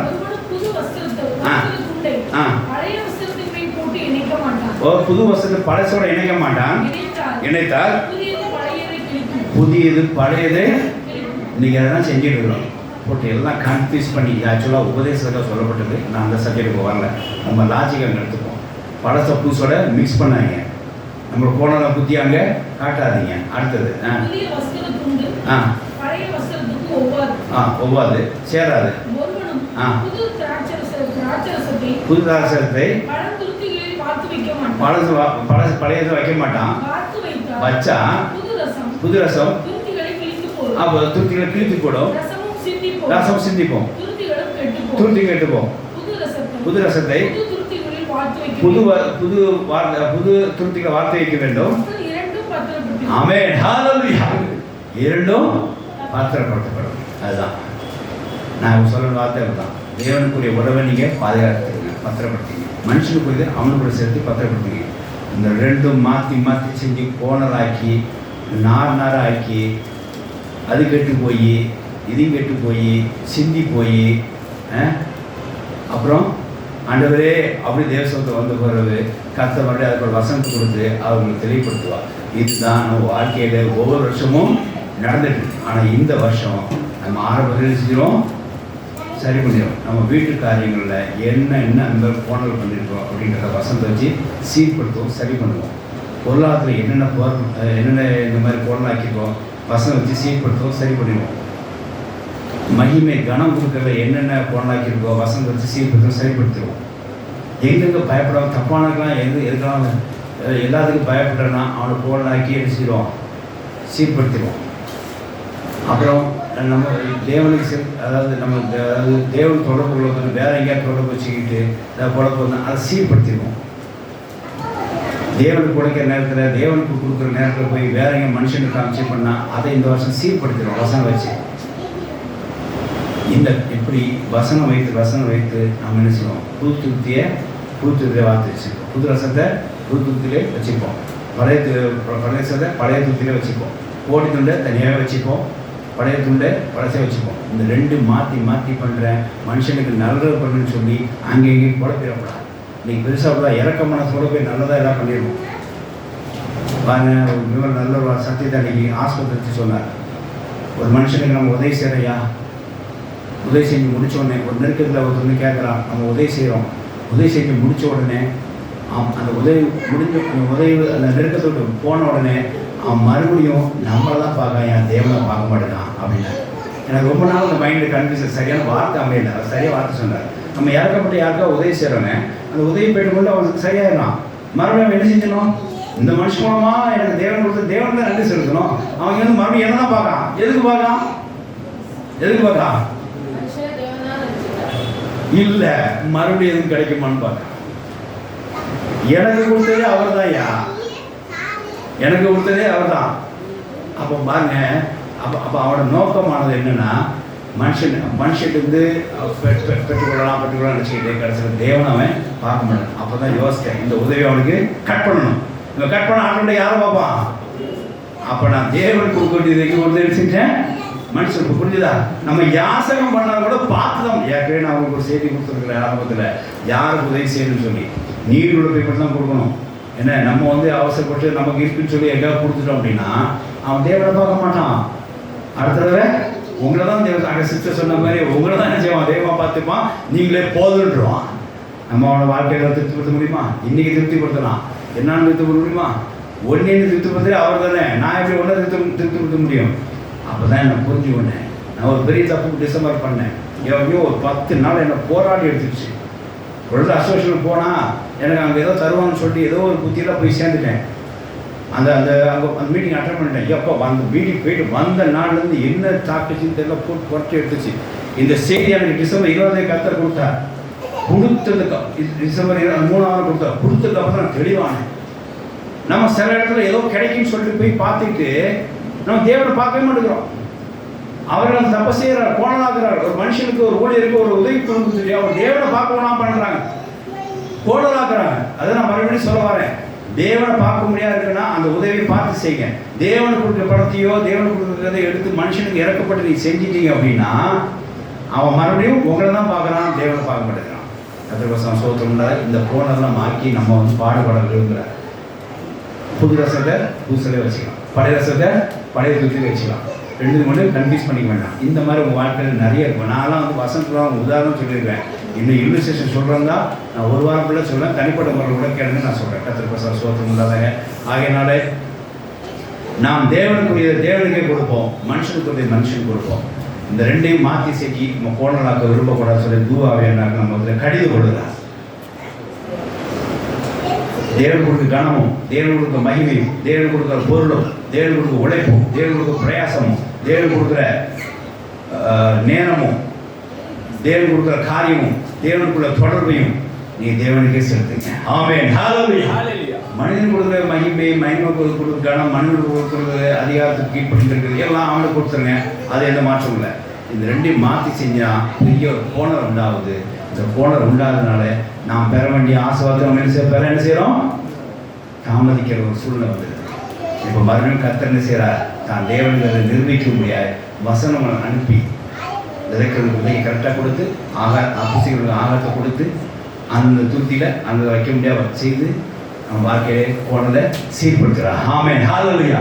அப்படி என் வாழ்க்கையிலே கடன் பிரச்சனையும் சில உறவுகள் சிக்கலையும் கர்த்தர் என் வாழ்க்கையிலே போனதாக்கி என்னை சீர்படுத்தி வசனம் இப்போ என்னை ஆசீர்வதித்திருக்கிறார். ஆமென். ஹல்லேலூயா. அதுக்கு நானே சாட்சி. அப்படி நீங்களும் சாட்சியாக இருக்க விரும்புன்னு சொல்லி கர்த்தருக்குள்ளே நான் பிரயாசப்படுவேன். ஆகையால் தொடர்ந்து தேவனுக்கு கொடுப்போம், மனுஷனுக்கு கொடுப்போம். ரெண்டும் மாற்றி செஞ்சு கோணலாக்காமல் இந்த வருஷத்தை தொடர்ந்து கர்த்தர் ஆசீர்வாதத்தை நாம் நிரப்பப்படுவோம். கர்த்தர் தாமே இந்த வார்த்தைகளும் ஆசீர்வதிப்பார். ஆமென். ஹல்லேலூயா. ஹல்லேலூயா. தேவனை ஸ்தோத்திரிப்போமாக. ஹல்லேலூயா. ஹல்லேலூயா. ஸ்தோத்திரங்கள் சாவே ஸ்தோத்திரம்.